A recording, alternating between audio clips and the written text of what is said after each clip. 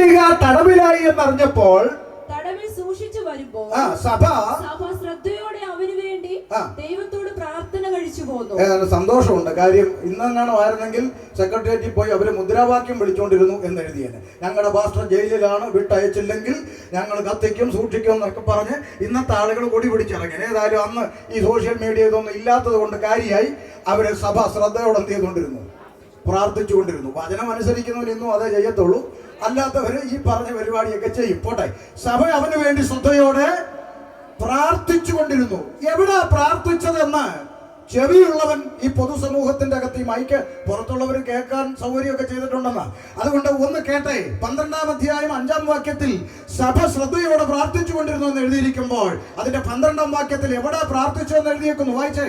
ഇങ്ങനെ ഗ്രഹിച്ച ശേഷം അവൻ മർക്കോസ് എന്ന് മറുപേരുള്ള യോഹന്നാന്റെ അമ്മ മറിയയുടെ വീട്ടിൽ ചെന്ന് അവിടെ അനേകർ ഒരുമിച്ച് കൂടി പ്രാർത്ഥിച്ചു കൊണ്ടിരുന്നു. കണ്ടോ, സഭ ശ്രദ്ധയോടെ പ്രാർത്ഥിച്ചു കൊണ്ടിരുന്നു.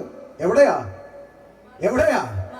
ആകാശം മുട്ട കെട്ടിടം വെച്ചിരിക്കുന്ന ഒരു ഗോപുരമുള്ള പള്ളിയെന്നല്ല, മറിയയുടെ വീട്ടിന്റെ അകത്ത് സഭ ശ്രദ്ധയോടെ പ്രാർത്ഥിച്ചുകൊണ്ടേയിരുന്നു. ഒരു വീട്ടിന്റെ അകത്ത് 10 പേര് കൂടിയിരുന്ന് പ്രാർത്ഥിക്കുന്ന അനുഭവത്തെ നോക്കിയും പരിശുദ്ധാത്മാവ് എഴുതി വെച്ചത് സഭയെന്ന. അങ്ങനെയെങ്കിൽ രക്ഷിക്കപ്പെടുന്നവരെ ദിനം പ്രതി സഭയോട് ചേർത്തുകൊണ്ടിരുന്നു എന്ന് പരിശുദ്ധാത്മാവ് തിരുവഴുത്തിൽ എഴുതിയിരിക്കുമ്പോൾ ഇന്ന് രാത്രി പൊതുസമൂഹത്തോട് പറയാനുള്ള ചിന്ത ഇതാണ്. ഏതാണ് ആ സഭ? ദൈവത്തിന് ഭൂമിയിൽ പള്ളിയുണ്ടോ? ദൈവത്തിന് ഭൂമിയിൽ സഭയുണ്ടോ? ഉണ്ടെങ്കിൽ ഏതാണ് ആ സഭ എന്നാണ് ഇന്ന് രാത്രി വചനത്തിന്റെ തെളിവിൽ ദേശത്തോട് സംസാരിക്കുവാൻ ആശിക്കുന്നത്. കരങ്ങൾ ഉയർത്തി ദൈവത്തിന് മഹത്വം. എനിക്കുണ്ടായിരുന്നു ഈ കൺഫ്യൂഷൻ. 2002 യേശുക്രിസ്തുവിനെ അറിയുന്നത്. അതുവരെ ഒരു പാരമ്പര്യ ഇസ്ലാമിക കുടുംബത്തിൽ ജനിച്ചു വളർത്തപ്പെട്ടു. ബാപ്പയും ഉമ്മയും 2 പെങ്ങന്മാരും വല്യവുമായി അടങ്ങുന്ന കുടുംബം. പാരമ്പര്യ പ്രകാരം ഇസ്ലാമിക ചിട്ടകൾ അനുസരിച്ച് വളരെ ചെറിയ പ്രായത്തിൽ തന്നെ നിങ്ങൾ ഒരു പക്ഷെ കണ്ടിട്ടുണ്ടാകും. ഇസ്ലാമികൾ പാർക്കുന്ന ദേശത്തിലുള്ള ആളുകൾക്കറിയാം, ചെറിയ പ്രായത്തിൽ തൊപ്പിയൊക്കെ ഇട്ട് മദ്രസയിലേക്ക് ഇങ്ങനെ വരിവരിയായി നടന്നു പോകുന്ന കൊച്ചു കുഞ്ഞുങ്ങളെ കാണാം. 1 മുതൽ 7 ക്ലാസ് വരെയുള്ള സാധാരണ സ്വാഭാവിക പഠനം, അതിന്റെ അപ്പുറത്തേക്ക് പുരോഹിതന്മാർക്കുള്ള പഠനം, സാധാരണഗതിയിലുള്ള പഠനം 7-ാം ക്ലാസ് വരെ. ആ പഠനത്തിനായി ചെറിയ പ്രായത്തിൽ തൊപ്പിയിട്ട് മദ്രസയിൽ കടന്നുപോയി. എന്തിനാണ് അങ്ങനെ കടന്നുപോയത് എന്ന് ചോദിച്ചാൽ ഒറ്റ ഉത്തരമേ ഉള്ളൂ, മത പഠനത്തിനായി. അത് തർക്കമൊന്നുമില്ല. അത്തരം ആളുകൾ ഇവിടെ ഉണ്ടെങ്കിൽ നിങ്ങൾ ചോദിച്ചാൽ അവരും ഇങ്ങനെ തന്നെ പറയും, എന്തിനാണ് നിങ്ങൾ മദ്രസയിൽ പോകുന്നത്? മത പഠനത്തിനായി. അപ്പോൾ മതപഠനത്തിനായി ചെറിയ പ്രായത്തിൽ ഞാനും തൊപ്പിയിട്ട് മദ്രസയിൽ കടന്നു പോയിട്ടുള്ള ആളാണ്. ആ കാലങ്ങളിൽ എനിക്കറിയാം, സ്കൂളിൽ ഒരു ദിവസം മുടങ്ങിയാൽ ബാപ്പയും ഉമ്മയും ലീവ് ലെറ്റർ എഴുതി തരും ടീച്ചറിന് കൊടുക്കാൻ. കുഴപ്പമില്ല, ഒരു ദിവസം മുടങ്ങിയാൽ സാരമില്ല, പോട്ടെ എന്ന് പറയും. എന്നാൽ ഒരു ദിവസം മദ്രസയിൽ മുടങ്ങിയാൽ അന്ന് അടിയുടെ പെരുന്നാളായിരിക്കും. അത്രയും തീവ്രമായിട്ടാണ് മതപഠനത്തെ കണ്ടിരുന്നത്. നമ്മൾ പിന്നെ അത്രയും തീവ്രതയൊന്നുമില്ല.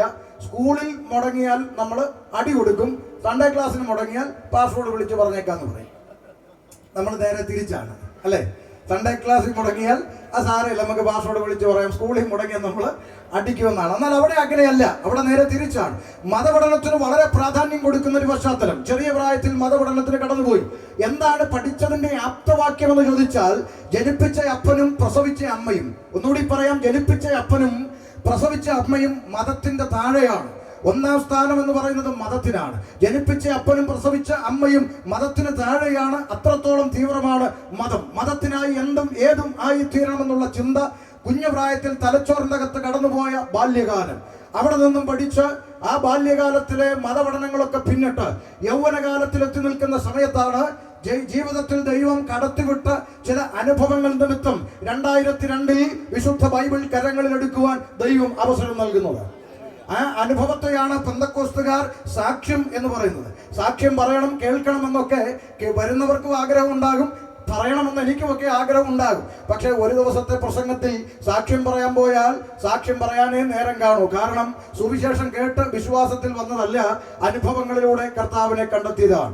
വേദപുസ്തകം ഇങ്ങനെ പറയുന്നു, യഹോവ നല്ലവനെന്ന് രുചിച്ചറിയുവൻ എന്നാണ്. ചില ആളുകൾ യേശുവിനെ പഠിച്ചറിയാൻ ഇറങ്ങിയിട്ടുണ്ട്, പരാജയപ്പെട്ടു പോകും. ദൈവത്തെ പഠിച്ചല്ല അറിയേണ്ടത്, ദൈവത്തെ രുചിച്ചറിയണമെന്നാണ്. സംവാദങ്ങൾ നടത്തുകയാണ് ദൈവത്തെക്കുറിച്ച് അറിയാൻ. ഒരു രക്ഷയില്ല. 2 കൂട്ടരും ഒരിക്കലും തോൽവിയൊട്ട് സമ്മതിക്കത്തുമില്ല. നീയാണ് തോറ്റത്, നീയാണ് എന്ന് പരസ്പരം പറഞ്ഞുകൊണ്ട് യോഗം അവസാനിക്കും. ഒരു വ്യക്തി പോലും രക്ഷിക്കപ്പെട്ടതാകുന്ന ചരിത്രം കേൾക്കാൻ കഴിയുന്നില്ല. എന്നാൽ വേദപുസ്തകം പറയുന്നു, യഹോവ നല്ലവനെന്ന് രുചിച്ചറിയും. ദൈവത്തെ അനുഭവിച്ചറിയുവാൻ ഇടയായവരാണ് ദൈവമക്കൾ. അങ്ങനെ 2002 അനുഭവത്തിലൂടെ വേദപുസ്തകം കരങ്ങളിൽ എടുക്കാനുള്ള ഒരു അവസരം ലഭിച്ചു.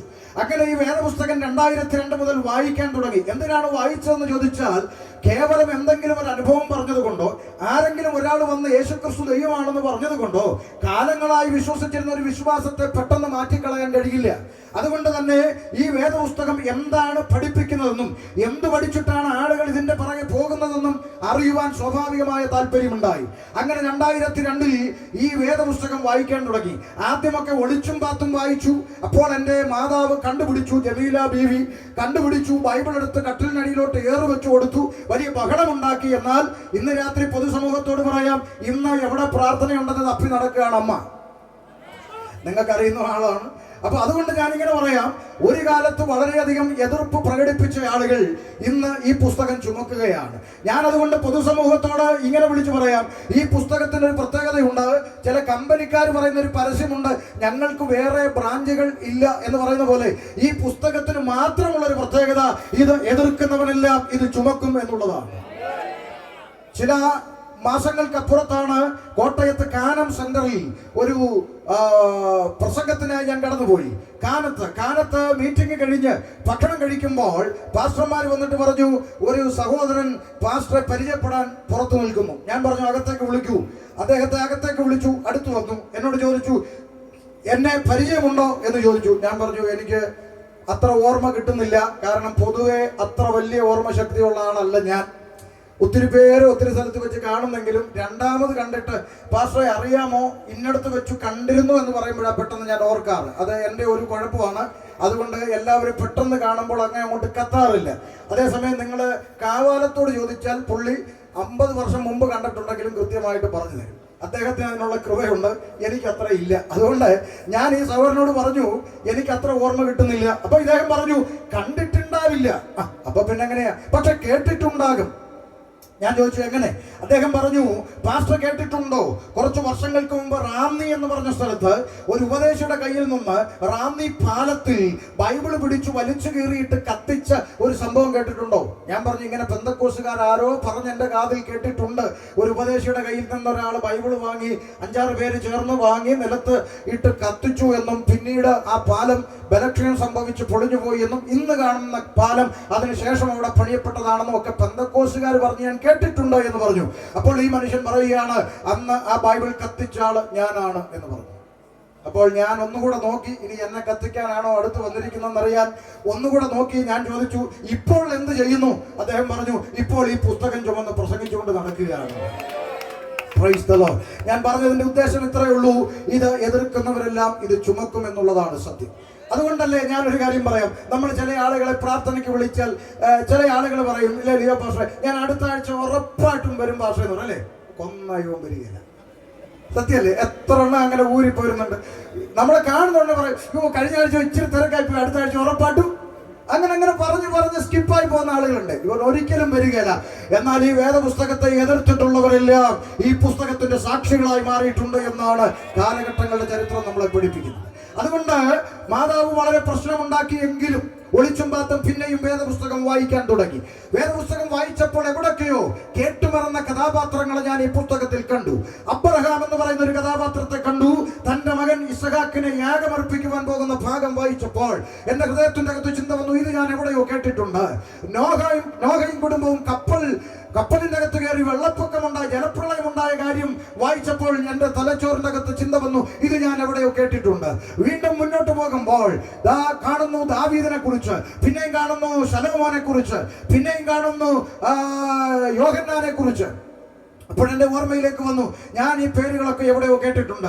ചെറിയ പ്രായത്തിൽ മദ്രസയിൽ അബ്രഹാമിനെ ഞാൻ ഇബ്രാഹിം എന്ന് കേട്ടിട്ടുണ്ട്, നോഹയെ ഞാൻ നൂഹ് എന്ന് കേട്ടിട്ടുണ്ട്, ശലോമോനെ ഞാൻ സുലൈമാൻ എന്ന് കേട്ടിട്ടുണ്ട്, ദാവീദിനെ ഞാൻ ദാവൂദ് എന്ന് കേട്ടിട്ടുണ്ട്, യോഹന്നാനെ ഞാൻ യഹിയ എന്ന് കേട്ടിട്ടുണ്ട്. പക്ഷെ ഈ പറഞ്ഞ ചരിത്രങ്ങളൊക്കെ ഏറെക്കുറെ എവിടെയും ഉണ്ട്.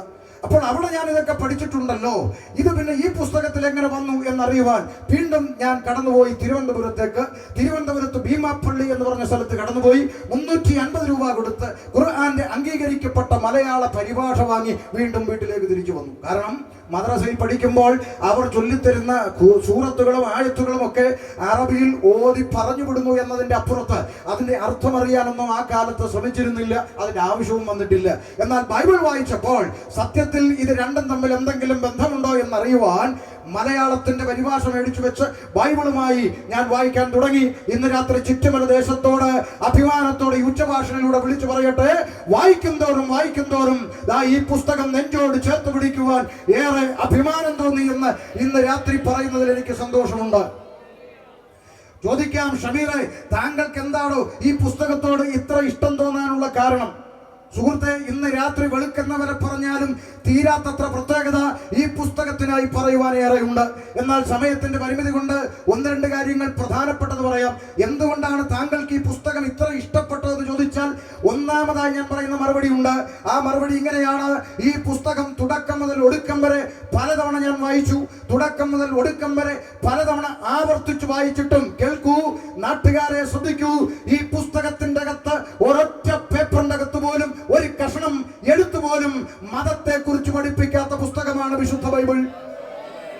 ഈ പുസ്തകത്തിന്റെ അകത്ത് ഒറ്റ പേപ്പറിന്റെ അകത്ത് പോലും മതം പഠിപ്പിക്കുന്നില്ല, മതം സ്ഥാപിക്കണമെന്ന് പഠിപ്പിക്കുന്നില്ല, മതത്തിൽ ചേർക്കണമെന്ന് പഠിപ്പിക്കുന്നില്ല, മതം മാറ്റണമെന്ന് പഠിപ്പിക്കുന്നില്ല. മറിച്ച് മതപുരോഹിതന്മാർക്കെതിരെ ശബ്ദമുയർത്തിയ ആളാണ് ഇന്ന് രാത്രി ഷമീർ അബ്ദുൽ സലാം പ്രസംഗിക്കുന്ന യേശുക്രിസ്തു. യേശുക്രിസ്തു പറഞ്ഞു, മതപുരോഹിതന്മാരെ, നിങ്ങൾ കാടും കടലും കടന്ന് മതത്തിൽ ആളെ ചേർക്കുകയും ഒടുവിൽ അവരെ നരകത്തിന് യോഗ്യരാക്കി തീർക്കുകയും ചെയ്യുന്നു എന്ന് പറഞ്ഞുകൊണ്ട് മതപുരോഹിതന്മാർക്കെതിരെ ശബ്ദമുയർത്തിയ ആളാണ് ഞാൻ പ്രസംഗിക്കുന്ന യേശുക്രിസ്തു. ഈ പുസ്തകത്തിന്റെ അകത്ത് മതം പഠിപ്പിക്കുന്നില്ല. പിന്നെ എന്താണോ ഈ പുസ്തകം പഠിപ്പിക്കുന്നതെന്ന് ചോദിച്ചാൽ, സൃഷ്ടാവായ ദൈവവും സൃഷ്ടിയായ മനുഷ്യനും തമ്മിലുള്ള ബന്ധത്തെയാണ് ഈ പുസ്തകം എല്ലാ കാലത്തും ലോകത്തോട് സംസാരിച്ചു കൊണ്ടിരിക്കുന്നത്. അതുകൊണ്ട് ഇത് മതം പഠിപ്പിക്കുന്ന പുസ്തകമല്ല. ഈ പുസ്തകത്തിന് മാത്രം പ്രത്യേകത, ചെറിയ പ്രായത്തിൽ കാതിനകത്ത് കേട്ടത് മതമാണ് ഏറ്റവും പ്രധാനമെന്നായിരുന്നെങ്കിൽ ഈ പുസ്തകം കയ്യിൽ വന്നപ്പോൾ മനസ്സിലായി, മതത്തിനല്ല പ്രാധാന്യം, മനുഷ്യനും ദൈവവും തമ്മിലുള്ള ബന്ധത്തിനാണ് പ്രാധാന്യം. അപ്പോൾ മതം പഠിപ്പിക്കാത്ത ഒരു പുസ്തകമാണ് വിശുദ്ധ ബൈബിൾ. എന്നിട്ടും നാട്ടുകാർ വിളിക്കുന്നത് ഇത് മതം മാറ്റുന്നു എന്നാണ്. എന്ത് ചെയ്യാൻ കഴിയും? അതുകൊണ്ട് ഞാൻ എൻ്റെ കേൾവിക്കാരോട് പറയാം, ഒരു വാദത്തിനെങ്കിലും നിങ്ങൾ ഈ പുസ്തകം ഒന്ന് വായിക്കാൻ ശ്രമിക്കണം. ഇതൊന്ന് വായിച്ചാൽ മനസ്സിലാകും, ഇതിൻ്റെ അകത്ത് മതമില്ല, ഇതിൻ്റെ അകത്ത് മതം മാറ്റുന്നില്ല. പ്രസംഗിക്കുന്ന ഷമീറിനോട് മലപ്പുറവും കണ്ണൂരും കാസർഗോഡും ഒക്കെ പ്രസംഗിക്കാൻ ചെല്ലുമ്പോൾ ചിലർ വന്നിട്ട് ചോദിക്കും, താങ്കൾ എന്തായാലും പോയത് പോയി, മാറിയത് മാറി, പിന്നെന്താ ഈ പേര് മാറ്റാത്തത് എന്നോട് ചോദിക്കുകയാണ്. ഞാൻ അവരോട് പറയും, പ്രിയപ്പെട്ടവരെ, ഞാൻ ഈ പേര് മാറ്റിയാൽ ഈ പുസ്തകം മതം മാറ്റുന്ന പുസ്തകമാണെന്ന് നാട്ടുകാർ പറയുന്നത് ശരിയാകില്ലേ?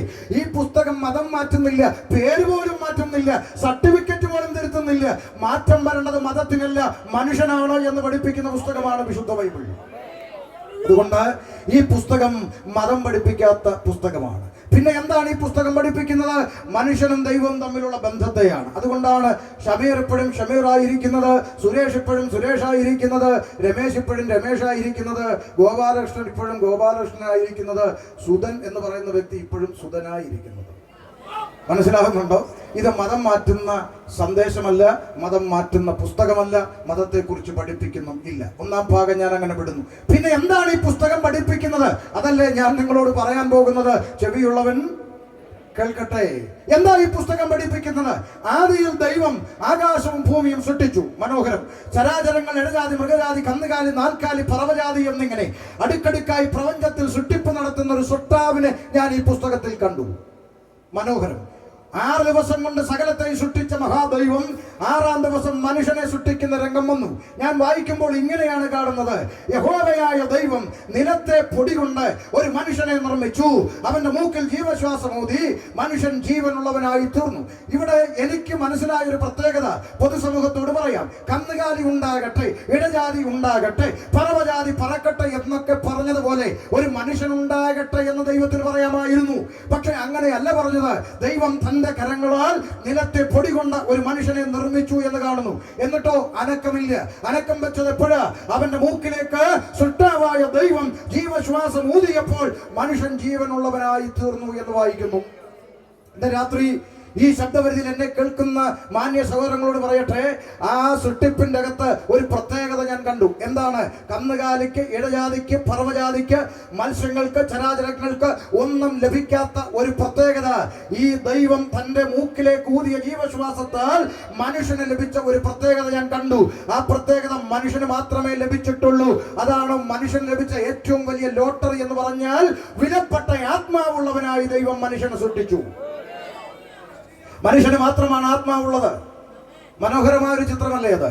മനുഷ്യന് മാത്രമല്ലേ ആത്മാവുള്ളൂ? മൃഗങ്ങൾക്ക് ആത്മാവുണ്ടോ? ചുറ്റുമലയിൽ ഉണ്ടോ? ഉണ്ടോ? നിങ്ങളുടെ നാട്ടിൽ ആരെങ്കിലും വിളിച്ചിട്ടുണ്ടോ? എടി രമണി, വീട്ടിലെ പട്ടി അങ്ങ് ചത്തു, അടുത്ത ആഴ്ച 16 അടിയന്തരമാണ്, ഇഡലി തിന്നാൻ വരണമെന്ന് കാർഡടിച്ചുകൊണ്ട് വിളിക്കാറുണ്ടോ? ഇല്ല. ക്രിസ്ത്യാനി വിളിക്കാറുണ്ടോ? ഞങ്ങളുടെ പശു അങ്ങ് ചത്തുപോയി, അറിയാമേ, പാട്ടുകുർബാനയ്ക്ക് അച്ഛനൊക്കെ വരും, നിങ്ങളും വരണമെന്ന് വിളിക്കാറുണ്ടോ? ഇല്ല. മുസ്ലിങ്ങൾ വിളിക്കാറുണ്ടോ? ഞങ്ങളുടെ എരുമ ചത്തുപോയി, 11ാം കത്തത്തിന് ചെമ്പ് പൊട്ടിക്കുമ്പോൾ ബിരിയാണി അടിക്കാൻ വരണമെന്ന് വിളിക്കാറുണ്ടോ? ഇല്ല. മൃഗങ്ങൾ ചത്താൽ എടുത്ത് കുഴിച്ചിട്ട് വിഷയം അവിടെ തീരുമ്പോൾ, മനുഷ്യൻ മരിച്ചാൽ ശേഷക്രിയ, മോക്ഷക്രിയ, പാട്ടുകുർബാന, അടിയന്തരം, കത്തം എന്നിങ്ങനെ ശേഷക്രിയകൾ നടത്തുന്നതിന്റെ പിന്നിൽ ഒറ്റ ഉദ്ദേശമേ ഉള്ളൂ. മരണപ്പെട്ടു പോയ മനുഷ്യനൊരു ആത്മാവുണ്ടെന്നും അതിനൊരു മോക്ഷം ലഭിക്കണമെന്നും ജീവിച്ചിരിക്കുന്ന മനുഷ്യന്മാർക്ക് ബോധമുള്ളത് കൊണ്ടാണ് ഈ ക്രിയകളെല്ലാം നടത്തുന്നതിന്റെ പിന്നിലെ ഉദ്ദേശം. അപ്പോൾ വിലപ്പെട്ട ആത്മാവുള്ളവനായി ദൈവം മനുഷ്യനെ സൃഷ്ടിച്ചു. മനോഹരം.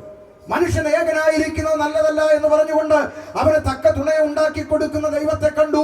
ഉലകത്തിലെ ആദ്യത്തെ കല്യാണം, ചെറുക്കന്റെ പേര് പറ, ആദം. പെണ്ണിന്റെ പേര്, കല്യാണം നടന്ന ഓഡിറ്റോറിയം ഏതൻ, കല്യാണം നടത്തിയ ഉപദേശി സെൻട്രൽ പാസ്റ്റർ അല്ല, യഹോവയായ ദൈവം. ആദ്യത്തെ കല്യാണം. അപ്പൊ അത്രയും പറഞ്ഞ സ്ഥിതിക്ക് ഈ കല്യാണം എങ്ങനെ നടന്നെന്നും കൂടെ ഒന്ന് പറഞ്ഞാട്ടെ പാസ്റ്ററെ. പറയാം. ഈ ആദം എന്ന് പറയുന്ന ചെറുക്കൻ അടുത്തു നിന്നൊരു കാട്ടുമരത്തിന്റെ വള്ളി ഡിങ്കനെ പോലെ പറന്നുപോയി പൊട്ടിച്ച് അവ്വായുടെ കഴുത്തിലോട്ട് ഒറ്റ മുറുക്ക. ഇത് കണ്ട ദൈവം അപ്പുറത്തോട്ട് മാറി നിന്ന് കൂന്നഞ്ചാറ് കൂവലൊക്കെ കൂവി എന്ന് വല്ലതും പുസ്തകത്തിലുണ്ടോ? പറ, ഉണ്ടോ? അങ്ങനെ വല്ലതും മുറുക്കിയോ? ഇല്ല, അങ്ങനൊന്നും മുറുക്കിയില്ല. അതാണ് പെന്തക്കോസുകാർ മുറുക്കാത്തത്. ഇനി ചോദിക്കരുത്, അങ്ങനൊന്നും മുറുക്കയില്ല. ഇപ്പൊ ചില ആളുകൾ ചോദിക്കും, കറുത്ത ചരട് പോലും വലിയ അടി ഇല്ല, അങ്ങനെയൊന്നും മുറുക്കയില്ല. അതുകൊണ്ടാണ് പെന്തക്കോസുകാർ മുറുക്കാത്തത്. പിന്നെ ആരാ ഉപദേശി മുറുക്കൊക്കെ കണ്ടുപിടിച്ചത്? അത് ഈ ഇരുകാലി മനുഷ്യന്മാർ കണ്ടുപിടിച്ച പരിപാടിയാണ് മുറുക്ക്. അതെന്തിനാ? അവന് തോന്നുമ്പോ ഇത് പൊട്ടിച്ച അടുത്ത മുറുക്ക. അയ്യോ, തമാശ പറഞ്ഞതല്ലെന്ന്. പിന്നെന്താ? ദൈവം യോജിപ്പിച്ചതുപോലെ യോജിപ്പിക്കപ്പെട്ടാൽ ഈ ഇരുകാലി മനുഷ്യനൊരു കുടുക്കിലാകും. എന്താ കുടുക്ക്? പറയാം. ദൈവം യോജിപ്പിച്ചതിനെ മനുഷ്യൻ വേർപിരിക്കാൻ പറ്റാത്തൊരു കുടുക്ക് ആ ഉടമ്പടിയിലുണ്ട്. ഏത്? ദൈവം സാക്ഷിയായി ആദം അവ്വയോട് ചെയ്തൊരു ഉടമ്പടി ഉണ്ട്. ഇത് എന്റെ അസ്ഥിയിൽ നിന്ന് അസ്ഥി, എന്റെ മാംസത്തിൽ നിന്ന് മാംസം. അങ്ങനല്ലേ? ആ ഉടമ്പടിക്കകത്ത് ഒളിച്ചിരിക്കുന്ന ഒരു രഹസ്യമുണ്ട്. എന്താ രഹസ്യം? അസ്ഥിക്ക് മാംസം കൂടാതെയോ മാംസത്തിന് അസ്ഥി കൂടാതെയോ ഭൂമിയിൽ ഒരു ജീവിതമില്ല. ഉണ്ടോ?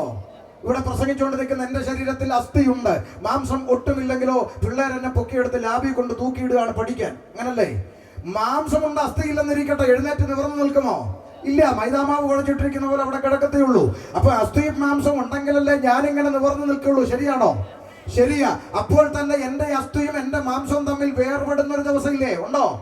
ഷമീർ കൊല്ലത്തിന്റെ അസ്ഥിയും മാംസവും തമ്മിൽ വേർപെടുന്ന ഒരു ദിവസം ഇല്ലേ? ഉണ്ടോ? ഉണ്ട്. എന്നാ അത് പറഞ്ഞേ, പേടിക്കണ്ട, പറഞ്ഞോ. ഷമീർ കൊല്ലം മരിച്ച് പെട്ടിയിലാക്കി ഇതുപോലൊരു പന്തലൊക്കെ ഇട്ട് കൊണ്ടുവച്ച് നിങ്ങളെല്ലാം വരുമോ? എല്ലാവരും വരണം. അപ്പൊ എല്ലാവരും വന്നിങ്ങനെ കൂടി പാസ്റ്റർമാരൊക്കെ വന്നിങ്ങനെ നിരന്നിരുന്ന് മൈക്കൊക്കെ എടുത്തു വെച്ച് പിന്നെ എന്നെ കുറിച്ച് ഇച്ചിരി തള്ളി മറിക്കലൊക്കെ ഉണ്ടാവും. ഷമീർ കൊല്ലം ഈ കാലഘട്ടത്തിന്റെ തീരെ പോരാളി എന്നൊക്കെ പറഞ്ഞ് എന്നെ തള്ളിവിടും. ഞാനൊരു കാര്യം പറയട്ടെ, ദയവായി ജീവിച്ചിരിക്കുമ്പോൾ വെക്കാവുന്ന ഭാരം മൊത്തം എനിക്കിട്ട് വെച്ചിട്ട് ജാകുമ്പോ തള്ളാൻ വേണ്ടി ഒരെണ്ണം അങ്ങോട്ട് വരരുത്. അതും കൂടെ ഞാൻ പറഞ്ഞേക്കാം. നല്ല വാക്ക് വല്ലതും ഉണ്ടോ എപ്പോ പറയണം? ജീവിച്ചിരിക്കും പാസ്റ്ററെ, നന്നായിരിക്കുന്നു, നന്നായി, ദൈവം അനുഗ്രഹിക്കട്ടെ. അപ്പൊ നമുക്കൊരു സന്തോഷം, മുമ്പോട്ട് പോകാൻ ഒരു ഊർജ്ജം അല്ലേ? ഇപ്പൊ നല്ല വാക്ക് ജീവിച്ചിരിക്കുമ്പോൾ പറയണം. ചത്ത് കഴിഞ്ഞിട്ട് തള്ളി മറിച്ചിട്ട് കാര്യമില്ല, എനിക്കൊട്ടത് കേൾക്കാനും പറ്റത്തില്ല. അതുകൊണ്ട് വല്ലതും പറയുന്നെങ്കിൽ എപ്പോ പറയണം? ഞാൻ ജീവിച്ചിരിക്കുമ്പോൾ പറഞ്ഞേക്കണം. അപ്പൊ ഞാൻ മരിച്ചു കഴിഞ്ഞ് എന്റെ വെട്ടിയെടുത്ത് വെച്ച ആളുകളൊക്കെ വന്നുകൂടി, പാസ്റ്റർമാരൊക്കെ വന്ന് കാരിയൊക്കെ കഴിഞ്ഞ് കല്ലറ കൊണ്ടുപോയി മൃതദേഹം സംസ്കരിച്ച് കഴിഞ്ഞ് ഉഴുന്നുവടം ചായയൊക്കെ കഴിച്ച് നിങ്ങളെല്ലാവരും വന്ന വഴിക്ക് പോയി കഴിഞ്ഞ് മണിക്കൂറുകളൊക്കെ പിന്നിട്ട് കഴിയുമ്പോൾ എന്റെ അസ്ഥിയും മാംസവും വേർപെട്ടും മണ്ണിൽ അലിഞ്ഞു ചേരുന്നത് മരണമെന്ന പ്രോസസ്സിലൂടെയാണ്. അപ്പൊ ദൈവം യോജിപ്പിച്ച വിവാഹത്തിന്റെ ഒരു പ്രത്യേകത, അത് മരണത്താലല്ലാതെ വേർപിരിക്കാൻ കഴിയാത്ത പവിത്രമായ ബന്ധമാണ്. മനസ്സിലായോ? അപ്പൊ ഈ ചിന്ത കാലങ്ങൾ മുന്നോട്ട് പോയപ്പോൾ മനുഷ്യന്റെ അകത്ത് ഈ ചിന്ത വന്നപ്പോൾ അവന് മനസ്സിലായി മരണം വരെ ഇതിനെയൊക്കെ ചുമക്കണമല്ലോ ഓർത്തപ്പോൾ മനുഷ്യൻ കണ്ടുപിടിച്ചൊരു സൂത്രമാണ് മുറുക്ക്. മനസ്സിലായോ?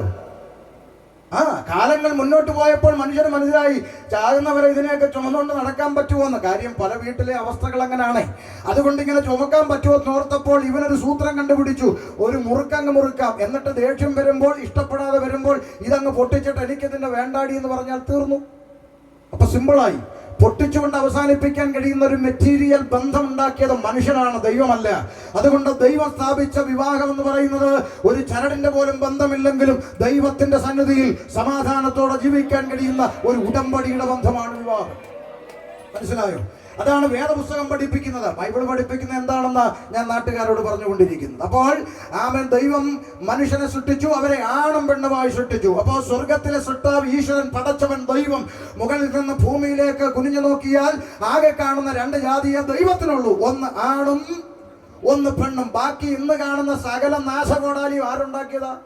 ഈ ഇരുകാലി മനുഷ്യനുണ്ടാക്കിയതാന്നേ.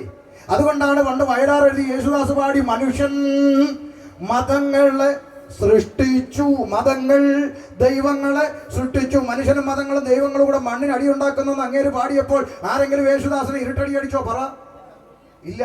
കാരണം അരിയാഹാരം കഴിക്കുന്നവർക്കെല്ലാം അറിയാം അങ്ങേര് പാടിയത് ശരിയാ. ഇന്നെങ്ങാണം പാടിയെങ്കിൽ അങ്ങേരെ അകത്താക്കിയാണ്. ശരിയല്ലേ? കാരണം ഇന്ന് ഈ മതജന്തുക്കൾ ഒത്തിരി വർദ്ധിച്ചു. അന്നതില്ല. അന്ന് ബോധമുള്ള മനുഷ്യരുണ്ട്, അവർക്കറിയാം ഈ നാശമെല്ലാം ഉണ്ടാക്കിയത് മനുഷ്യന്മാരാ. ദൈവം ജാതിയും മതവും വേർതിരിച്ചിട്ടുണ്ടെങ്കിൽ അത് ദൈവമല്ല. ദൈവം കറുത്തവനെയും വെളുത്തവനെയും വേർതിരിച്ച് കാണുന്നെങ്കിൽ അത് ദൈവമല്ല. ദൈവം കൂടിയവനെയും കുറഞ്ഞവനെയും തരം തിരിച്ച് കാണുന്നെങ്കിൽ അത് ദൈവമല്ല. ഏതെങ്കിലും തരത്തിലുള്ള വ്യത്യാസം മനുഷ്യനിൽ കൽപ്പിക്കുന്നെങ്കിൽ അങ്ങനെ കൽപ്പിക്കുന്നവനെ ഒരിക്കലും ദൈവം എന്ന് വിളിക്കാൻ കഴിയില്ല. എന്നാൽ ഇവിടെ വേദപുസ്തകം പഠിപ്പിക്കുന്നത് മനുഷ്യനെ ദൈവം ഹിന്ദുവായി സൃഷ്ടിച്ചെന്നല്ല, മുസൽമാനായി സൃഷ്ടിച്ചെന്നല്ല, ക്രിസ്ത്യാനിയായി സൃഷ്ടിച്ചെന്നല്ല, പ്രത്യുത ആണും പെണ്ണുമായി സൃഷ്ടിച്ചു. എങ്ങനെ ഇഷ്ടപ്പെടാതിരിക്കും? മനുഷ്യൻ സൃഷ്ടിക്കപ്പെട്ടു. അപ്പോൾ ഒരു ചിന്ത കൂടെ മാറി. പണ്ട് സ്കൂളിൽ പഠിച്ചിരുന്നപ്പോൾ ടീച്ചർ പറഞ്ഞത് മനുഷ്യൻ എങ്ങനെ ഉണ്ടായെന്ന കുരങ്ങിയെന്നുണ്ടായെന്നാണ് അല്ലേ?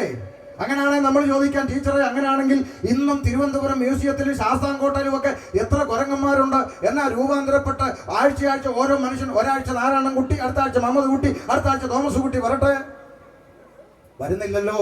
കുരങ്ങ് ഇപ്പോഴും കുരങ്ങായി തന്നെ ഇരിക്കുന്നു. ഇത് പറഞ്ഞു കൊടുത്താലും ചില ആളുകൾ ഒറ്റക്കാലം നിൽക്കും. പാസ്റ്റർ എന്താ പറഞ്ഞാലും ശരി, മനുഷ്യൻ കുരങ്ങിന്ന. അങ്ങനെയുള്ളവരോട് നിങ്ങൾ വഴക്കൊന്നും വിടാൻ പോകരുത്. നിങ്ങൾ ഉടനെ പറയണം, ശരി ആയിക്കോട്ടെ ചേട്ടാ, ചേട്ടന്റെ വല്യപ്പച്ചൻ കുരങ്ങൻ, ഞങ്ങളുടെ അങ്ങനല്ല. വഴക്കിടരുത്. എടാ, സ്വന്തം വല്യപ്പൻ കുരങ്ങനാന്ന് പറയുന്നതിനോട് പിന്നെ വഴക്കുണ്ടാക്കിയിട്ട് കാര്യമുണ്ടോ? ചേട്ടന്റെ വല്യപ്പൻ കുരങ്ങൻ, ഞങ്ങളുടെ അങ്ങനെ അല്ലെന്ന് പറഞ്ഞ് പോന്നേക്കണം. ചുരുക്കി പറഞ്ഞാൽ വേദപുസ്തകം വളരെ കൃത്യമായി പറയുന്നു, കുരങ്ങിന്നല്ല, പുഴുവിന്നല്ല, പിന്നെയോ ദൈവം മനുഷ്യനെ സൃഷ്ടിച്ചു, അവരെ ആണും പെണ്ണുമായി സൃഷ്ടിച്ചു. ഒന്നാം ഘട്ടം കഴിഞ്ഞു.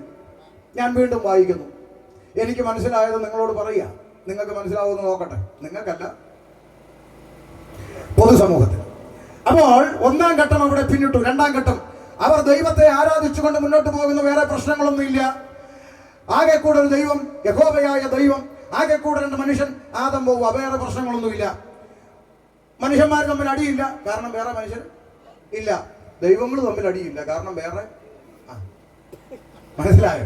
അതുകൊണ്ടാണ് പാട്ടുകാർ പണ്ടുപാടിയത്, ഏകസത്യ ദൈവമേയുള്ളൂ ഭൂവാസികളെ, ഏകസത്യ ദൈവമേയുള്ളൂ.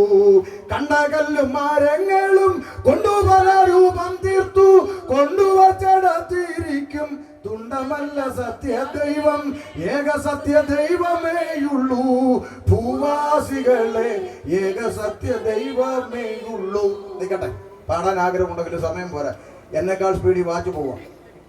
ഞാൻ ഏത് കൺവെൻഷന് പോയാലും ചോദിച്ചു മേടിക്കുന്നത് പൈസ അല്ല, സമയമാണ്. കഷ്ടമാണെന്നേ. പല കൺവെൻഷനിലൊക്കെ പോയി നമ്മളങ്ങ് വരണ്ടായിരുന്നു എന്ന് ചിന്തിക്കും. ഈ കണ്ടിട്ടില്ലേ, ചില വീട്ടിൽ ഗസ്റ്റ് വരുമ്പം വീട്ടുകാരൻ ചിപ്സും മിച്ചറും ഒക്കെ ആയിട്ട് ചായയൊക്കെ ഇട്ടുകൊണ്ട് വന്നിരിക്കുന്ന കണ്ടിട്ടില്ലേ? കണ്ടിട്ട് എന്നാ ഉണ്ട് വിശേഷം ഒന്ന്. അപ്പോൾ വന്ന ആള് വിശേഷം പറഞ്ഞുകൊണ്ടിരിക്കുക. വിശേഷം പറഞ്ഞു തീർന്ന് നോക്കുമ്പോൾ ചിപ്സും ഇല്ല, മിച്ചറും. വിശേഷം ചോദിച്ച കൂട്ടത്തിൽ ആരും ഒന്ന് തീർത്തു, വീട്ടുകാരൻ തിന്നു തീർത്തു എന്ന് പറഞ്ഞ അവസ്ഥ അവരെടുത്ത്.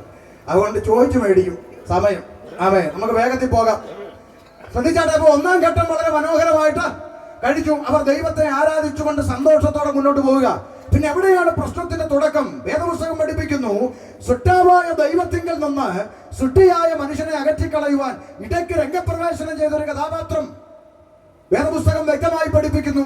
നാട്ടുകാർ പല പേരിൽ വിളിക്കുന്ന പിശാച്, പിശാച്, ഇബ്ലീസ്, ശൈത്താൻ, സാത്താൻ എന്നിങ്ങനെ മനുഷ്യൻ സംബോധന ചെയ്യുന്ന പിശാച്. ഒരു കാര്യം ഞാൻ ദേശത്തോട് പറയാം, ദൈവമുണ്ട് എന്ന് വിശ്വസിക്കുന്ന ഏതൊരാളും അതുപോലെ വിശ്വസിക്കേണ്ടുന്ന ഒരു യാഥാർത്ഥ്യമാണ് പിശാച് എന്ന് പറയുന്നത്. ചില ആളുകൾ ചിന്തിക്കും 2025 കമ്പ്യൂട്ടർ യുഗമായിട്ടും യവന്മാർക്ക് ഇപ്പോഴും ഈ പിശാച് എന്നൊക്കെ പറയുന്നത് ഇങ്ങനെ പറഞ്ഞുകൊണ്ട് കിടക്കാൻ നാണമില്ലെന്ന്. ഞാൻ പൊതുസമൂഹത്തോട് ചോദിക്കട്ടെ, 10 മാസം വയറ്റിൽ ചുമന്ന് നൊന്ത് പ്രസവിച്ച ഒരമ്മ, ആ അമ്മ കളിക്കുവാൻ മൊബൈൽ കൊടുത്തില്ല എന്ന കാരണം കൊണ്ട് ആ അമ്മയുടെ കഴുത്തിങ്ങനെ അറുത്തുമാറ്റാൻ ഒരു 14 വയസ്സുകാരനെ പ്രേരിപ്പിച്ചത് ഏതെങ്കിലും ഈശ്വരന്മാരുടെ ആത്മാവാണോ? ചിന്തിക്കണം. 10 മാസം വയറ്റിൽ ചുമന്ന് നൊന്ത് പ്രസവിച്ച ചോരക്കുഞ്ഞിനെ കാമുകനോടൊപ്പം ജീവിക്കാൻ വേണ്ടി തീരദേശത്തിന്റെ കടൽഭിത്തിയിൽ അടിച്ചു കൊന്ന അമ്മ കേരളത്തിലുണ്ട്. ഇത് ചെയ്യിച്ചത് ഏതെങ്കിലും ഈശ്വരന്റെ ആത്മാവാണോ?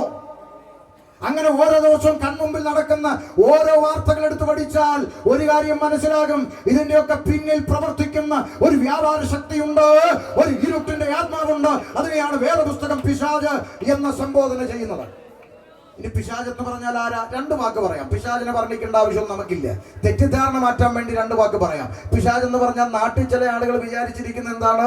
പിശാച് എന്ന് പറഞ്ഞാൽ പണ്ട് കാലത്ത് ഒലിഡാ ടിവിയുടെ പരസ്യത്തിൽ ഒരു മൊട്ടത്തലയും വരുമായിരുന്നു, കണ്ണും തള്ളി കൊമ്പും വെച്ച് പല്ലു ഉന്തി ഇളിച്ചുകൊണ്ട് വരുന്ന രൂപം. പിശാച് എന്ന് പറഞ്ഞാൽ ഇങ്ങനെ ഇളിച്ചുകൊണ്ട് വരുന്ന രൂപമാണെന്നാണ് നാട്ടുകാരി പലരും വിചാരിച്ചിരിക്കുന്നത്. ഒരു കാര്യം മനസ്സിലാക്കണം, വേദപുസ്തകം പിശാചിനെ കുറിച്ച് പറയുന്നത് അവനൊരു മാനുഷിക ശരീരമുള്ളവനല്ല. രാവിലെ വന്ന് ബെല്ലടിച്ച് ഗുഡ് മോർണിംഗ്, ഞാൻ അഭിഷാജ്, ഇന്ന് നിങ്ങളുടെ വീട്ടിലാ എന്ന് പറയുന്ന ഒരു അല്ല. പകരം വേദപുസ്തകം പറയുന്ന ചില പദപ്രയോഗങ്ങൾ ശ്രദ്ധിക്കുക. ഒരാത്മാവ്, ദുരാത്മാവ്, അശുദ്ധാത്മാവ് തുടങ്ങിയ പ്രയോഗങ്ങളാണ് അവനെ കുറിച്ച് വേദപുസ്തകം പറയുന്നു. പറഞ്ഞാൽ അവനൊരു ആത്മാവാണ്. ഏതാത്മാവ്? ഇരുട്ടിന്റെ ആത്മാവ്, ഈവിൾ സ്പിരിറ്റ്. മനസ്സിലാവും? അതാണ് പിശാച്. പക്ഷെ അവൻ എന്നും പ്രവർത്തിക്കാൻ ഏതെങ്കിലും ഒരു ശരീരം വേണം. അത് മനുഷ്യന്റെ ശരീരമായാലും അവന് ഇഷ്ടക്കേടില്ല, മൃഗങ്ങളുടെ ശരീരമായാലും ഇഷ്ടക്കേടില്ല. അതിന് ബൈബിളിൽ തെളിവുണ്ടോ? ഉപദേശി ഉണ്ട്. ഗദരദേശത്ത് പിശാച് ബാധിച്ചൊരു മനുഷ്യനെ കാണുന്നു. യേശു കർത്താവ് അതിൽ നിന്ന് വിട്ടുപോകാൻ ശാസിക്കുന്നു. അത് എങ്ങോട്ട് പോയി കയറുന്നു? പന്നിക്കൂട്ടത്തിലേക്ക് പോയി കയറുന്നു. മനുഷ്യനായാലും മൃഗമായാലും ശരീരം അവൻ ഉപയോഗിക്കും. ഇനി ഒരു തെളിവും കൂടെ വേണമെങ്കിൽ പറയാം. മര്യാദക്ക് റോഡിൽ കിടന്നൊരു പട്ടി, നാട്ടുകാർ അങ്ങോട്ടും ഇങ്ങോട്ടും എല്ലാം പോകുന്നു, പട്ടിക്ക് ഒരു കുഴപ്പമില്ല. ബൈബിളും പിടിച്ചുകൊണ്ട് ഒരുത്തം പോകുന്ന കാണുമ്പോൾ ചാടി എഴുന്നേറ്റ് കടിക്കാൻ വരുന്നു. ചിന്തിച്ചിട്ടുണ്ടോ എന്തുകൊണ്ടാണ്? മറ്റുള്ള എത്രണ്ണം അതിലേ പോയി അവന് കടിക്കണ്ട. നമ്മളെ കാണുമ്പോൾ മാത്രം ചിലതിങ്ങനെ വിരിയം കുത്തുണ്ടാകുന്നില്ലേ? ചില പട്ടികൾ അങ്ങനെ നമുക്ക് പറയാൻ പറ്റത്തില്ല. അപ്പോൾ ഇങ്ങനെ മനുഷ്യനായാലും മൃഗമായാലും ഇതിൻ്റെ അകത്ത് പിശാച് കയറിയാൽ അവന്റെ ലെവല് മാറും. മനസ്സിലാകുന്നില്ലേ? അപ്പോൾ ഇവനെ എന്നും പ്രവർത്തിക്കാൻ എന്ത് വേണമെന്നാ പറഞ്ഞേ? ഒരു ശരീരം വേണം. ഇനി ചില ആളുകൾ ചോദിക്കും, പാസ്റ്ററെ ആരുടെ ശരീരത്തിലാ ഈ പിശാച് കയറാൻ സാധ്യതയുള്ളതെന്നൊന്ന് പറഞ്ഞു തരാമോ? ഒഴിഞ്ഞു നിൽക്കാൻ വേണ്ടിയാ. പറഞ്ഞു തരാം. പിന്നെന്താ? വേദപുസ്തകം ഇങ്ങനെ എഴുതിയിരിക്കുന്നു, മഹത്വത്തിന്റെ പ്രത്യാശയായ ക്രിസ്തു നിങ്ങളിലിരിക്കുന്നു. മഹത്വത്തിന്റെ പ്രത്യാശയായ ക്രിസ്തു നിങ്ങളിൽ വസിക്കുന്നു. ഒന്നുകൂടി ലളിതമായി പറഞ്ഞാൽ, യേശുക്രിസ്തു അകത്തില്ലാത്ത സകല ശരീരവും അവൻ ഉപയോഗിക്കാൻ പറ്റും. യേശുക്രിസ്തുവിനെ അകത്ത് സ്വീകരിക്കാത്ത ഏതൊരു വ്യക്തിയും അവന് ആക്സസ് ഉണ്ട്. അതാണ് പിശാച് എന്ന് പറയുന്നത്. അല്ല, പിശാച് എന്ന് പറയാൻ ചില ആളുകൾ വിചാരിച്ചിരിക്കുന്നത് വെള്ള സാരിയും വെള്ള ബ്ലൗസ് കൊടുത്ത് ചട്ടി പുകയും പുകച്ച് പാട്ടും പാടി കിണറ്റ് വരെ വന്ന് എത്തി നോക്കുന്നതാണ് പിശാച് എന്നാണ് പലരും വിചാരിച്ചിരിക്കുന്നത്. മനസ്സിലായില്ലേ? വെള്ള സാരിയും ബ്ലൗസും കൊടുത്ത് പുകയും പുകച്ച് ശ്രുതി ലയ സംഗതി താളമൊക്കെ ഇട്ടുകൊണ്ട് പാടി പിശാച് വരികയാണ്. അപ്പം ഇങ്ങനെ ഇതാണ് പിശാച് എന്നാണ് പലരുടെയും ചിന്ത. ഒന്ന് ചിന്തിച്ച് നോക്കണേ. ഇതൊക്കെ സീരിയലുകാരുണ്ടാക്കി വെച്ച മെനയാ. മനസ്സിലാക്കുന്നുണ്ടോ? പിന്നെ ചുവന്ന ചുരിദാറിട്ടുകൊണ്ട് തൂങ്ങിച്ചത്ത പെണ്ണ് ചത്ത് കഴിഞ്ഞപ്പം വെള്ള സാരി. പിന്നെ ദൈവം തുണിക്കച്ചവടം നടത്തുമല്ലേ, വരുന്നവർക്കെല്ലാം വെള്ളം കൊടുത്ത് ഇങ്ങോട്ട് വിടാൻ. അല്ല, പിന്നെ ഇനി അതിനേക്കാളും വലിയൊരു അത്ഭുതം എനിക്കുള്ള ഞാൻ നിങ്ങളോട് പറയാം. നിങ്ങൾ ചിന്തിച്ചിട്ടില്ലെങ്കിൽ ഒന്ന് ചിന്തിച്ച് നോക്കണം. ഈ പിന്നെ ചത്ത് കഴിഞ്ഞേച്ച് ഇറങ്ങി വരുന്ന പിശാച് മൊത്തം പെണ്ണുങ്ങളാണ്. അതിന് ആണുങ്ങളെ വിടാത്ത ചിന്തിച്ചിട്ടുണ്ടോ? ഈ യക്ഷികൾ വരുന്ന എല്ലാ ആരാ? പെണ്ണുങ്ങൾ. എന്നാൽ ഒരുത്തൻ തൂങ്ങിച്ചത്ത് അങ്ങോട്ട് പോയി, അവനെ വിടുകയല്ല.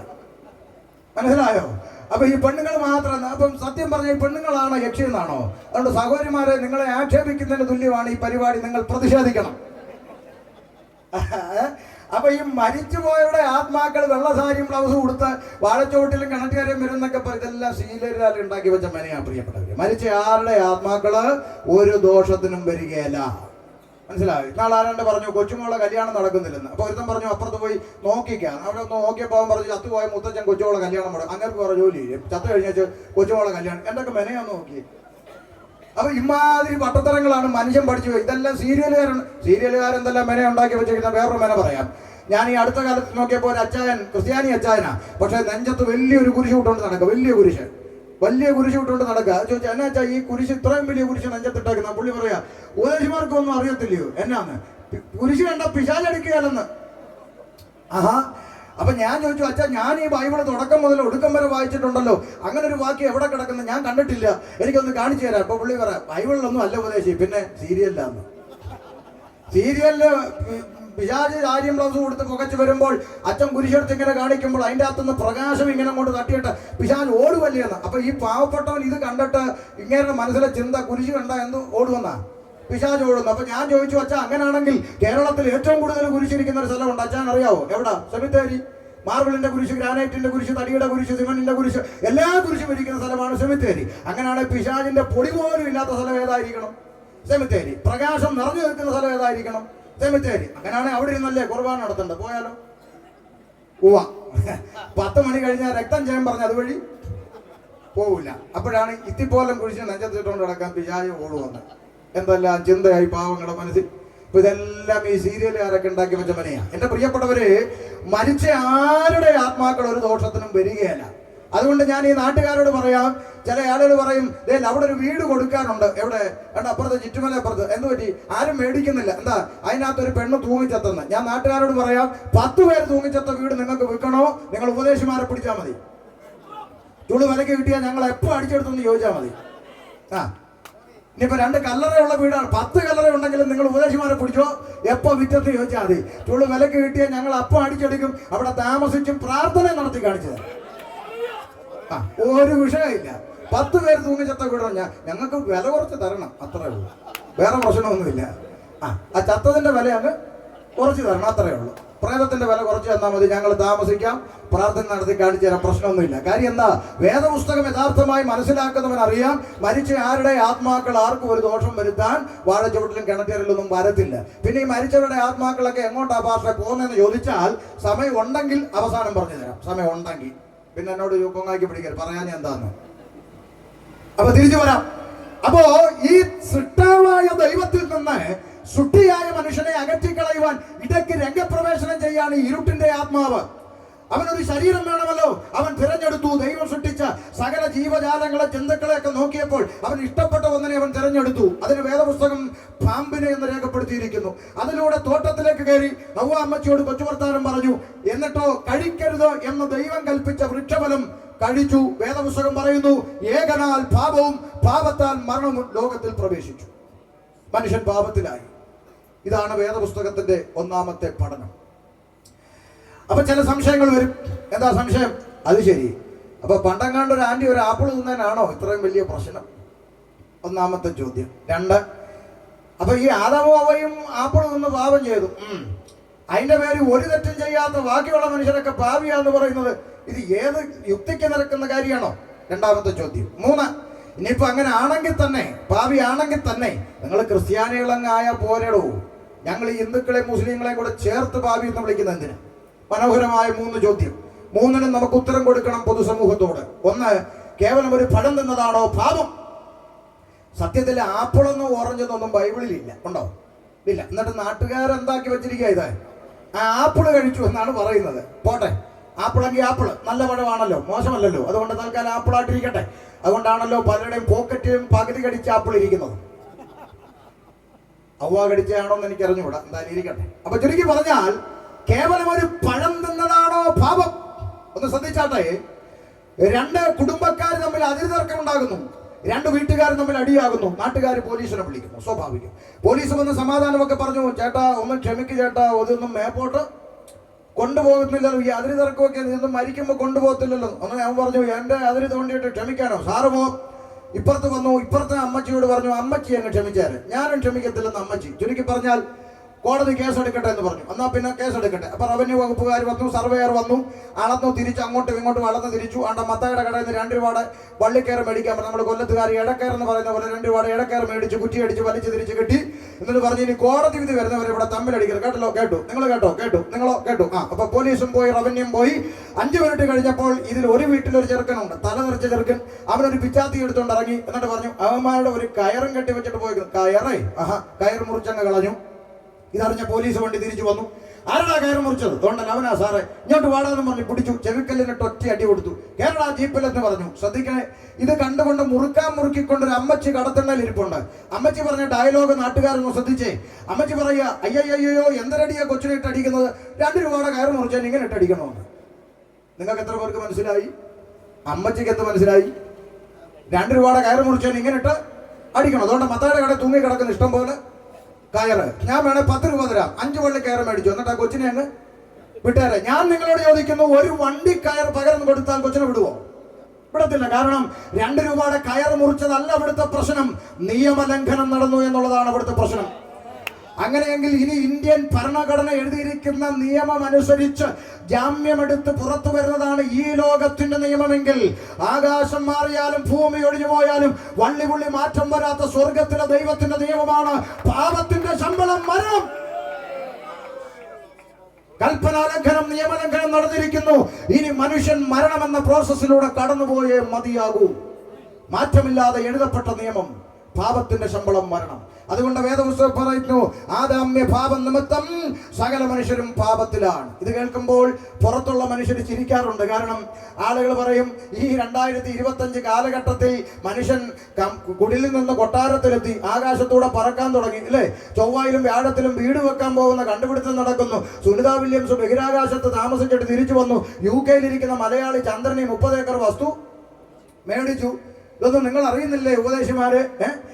പഴയ കൽക്കരി ട്രെയിനൊക്കെ പോയി ഉപദേശി, വന്ദേ ഭാരതായി എന്നൊക്കെ പിള്ളേര് നമ്മളെ നോക്കി കളിയാക്കി ചിരിക്കുമ്പോൾ, ഇന്ന് രാത്രി ഒരു ഒറ്റ ചോദ്യം പരസ്യമായി ചോദിക്കട്ടെ. മനുഷ്യൻ കുടിലിരുന്ന് കൊട്ടാരത്തിലെത്തി, സമ്മതിച്ചു. ആകാശത്തൂടെ പറക്കാൻ തുടങ്ങി, സമ്മതിച്ചു. ചന്ദ്രനിലെ വസ്തു മേടിച്ചതും സമ്മതിച്ചു. ബഹിരാകാശത്ത് താമസിക്കുന്നതും സമ്മതിച്ചു. ചൊവ്വായിലും വ്യാഴത്തിലും വീട് വെക്കുന്നതും സമ്മതിച്ചു. മക്കളെ, കൽക്കരി ട്രെയിൻ മാറി വന്ദേ ഭാരത് ആയതും ഉപദേശി സമ്മതിച്ചിടാ മക്കളെ. പക്ഷെ ഒരൊറ്റ ചോദ്യം, ഒരേ ഒരു ചോദ്യം, അതിനൊരു ഉത്തരം പറയണം. എന്താ? കൽക്കരി ആയിക്കോട്ടെ, വന്ദേ ഭാരത് ആയിക്കോട്ടെ, രണ്ടിന്റെയും പേരെന്താ? ട്രെയിൻ എന്നാ. ഈ ട്രെയിനിന്റെ അകത്ത് യാത്ര ചെയ്തിട്ടുള്ളവർക്ക് അറിയാം, ഈ ട്രെയിനിനകത്ത് ടോയ്ലറ്റ് എന്ന് പറഞ്ഞൊരു സംവിധാനം ഉണ്ട്. ടോയ്ലറ്റ് നമ്മുടെ നാട്ടുഭാഷയിൽ അങ്ങ് പറഞ്ഞാൽ കക്കൂസ് എന്ന് പറയും, അല്ലേ? ഈ ട്രെയിനിന്റെ ടോയ്ലറ്റിന്റെ അകത്ത് 50 രൂപയുടെ ഒരു സ്റ്റീൽ കപ്പ് ഇപ്പോഴും ചങ്ങലക്കിട്ടാ വെച്ചേക്കുന്നത്. അതെന്നാ മാറാത്തെ? ഇപ്പോഴും ചങ്ങലക്കിട്ടാ വെച്ചേക്കുന്നത്. വന്ദേ ഭാരതിൽ കഴിഞ്ഞ ആഴ്ച ഞാൻ യാത്ര ചെയ്തപ്പോൾ നോക്കി, ശരിയാണോന്ന്. ശരിയാ, അതിപ്പോഴും ചങ്ങലക്കിട്ടാ വെച്ചേക്കുന്നത്. അതെന്താ മാറാത്തെന്ന് ചോദിച്ചാൽ സിമ്പിൾ, തരം കിട്ടിയാൽ കക്കൂസെന്ന് കപ്പടിച്ചുകൊണ്ട് പോകുന്നവൻ ഇവിടെ ഉണ്ടെന്നാ അതിന്റെ ഉത്തരം. വേറെ ഉത്തരവൊന്നുമില്ല, അത്രേ ഉള്ളൂ. അപ്പൊ കണ്ടുപിടുത്തം മാറി, ടെക്നോളജി മാറി, ഇന്റർനെറ്റ് മാറി, സയൻസ് മാറി, എല്ലാം മാറിയെങ്കിലും മാറ്റം വരാത്ത ഒന്ന് ഇന്നും തുടരുന്നു. അത് ഇരുകാലി മനുഷ്യന്റെ സ്വഭാവം. അതിന് മാറ്റം വന്നിട്ടില്ല. ഒരു കണ്ടുപിടുത്തം കൊണ്ടും അവൻ മാറിയിട്ടില്ല, ഒരു ടെക്നോളജി കൊണ്ടും അവൻ മാറിയിട്ടില്ല, ഒരു ഇന്റർനെറ്റ് കൊണ്ടും അവൻ മാറിയിട്ടില്ല. മനുഷ്യന്റെ അധാർമിക പ്രവർത്തനങ്ങൾ ഇന്നും കുന്നുകൂടിയിട്ടേ ഉള്ളൂ. പിന്നെ ചെറിയൊരു മാറ്റം വന്നെന്ന് എനിക്ക് തോന്നുന്നു. അത് മറ്റൊന്നുമല്ല, പണ്ട് കാലത്ത് സ്വന്തം പെൺകുഞ്ഞിനെങ്കിലും വെറുതെ വിടുമായിരുന്നെങ്കിൽ ഇന്ന് സ്വന്തം പെൺകുഞ്ഞിനെ പോലും വെറുതെ വിടാത്ത ചെകുത്താന്മാരായി മാറിയിട്ടുണ്ട്. അതിന്റെ അപ്പുറത്ത് എന്ത് മാറ്റമാണ് മനുഷ്യന് സംഭവിച്ചത്? ഒരു മാറ്റവും സംഭവിച്ചിട്ടില്ല. പണ്ട് കാലത്തേക്കാൾ അധികം ഇന്ന് അധാർമിക പ്രവർത്തനങ്ങൾ കൂടിയിട്ടേ ഉള്ളൂ. പണ്ട് കാലത്ത് ദോഷമായിരുന്ന പല കാര്യങ്ങളും പുതിയ തലമുറയ്ക്ക് ഫാഷനായി മാറിക്കഴിഞ്ഞിരിക്കുന്നു. അപ്പൊ മാറ്റം വരാത്ത ഒന്നുണ്ട്, അത് ഇരുകാലി മനുഷ്യന്റെ സ്വഭാവം. എന്തുകൊണ്ട് അതിന് മാറ്റം വരുന്നില്ല എന്ന് ചോദിച്ചാൽ, മനുഷ്യന്റെ സകല കുറ്റകൃത്യങ്ങൾക്കും സകല അധാർമിക പ്രവർത്തനങ്ങൾക്കും പിന്നിൽ വ്യാപരിക്കുന്നത് ഈ പാപമെന്ന് പറയുന്ന ഇരുട്ടാണ്.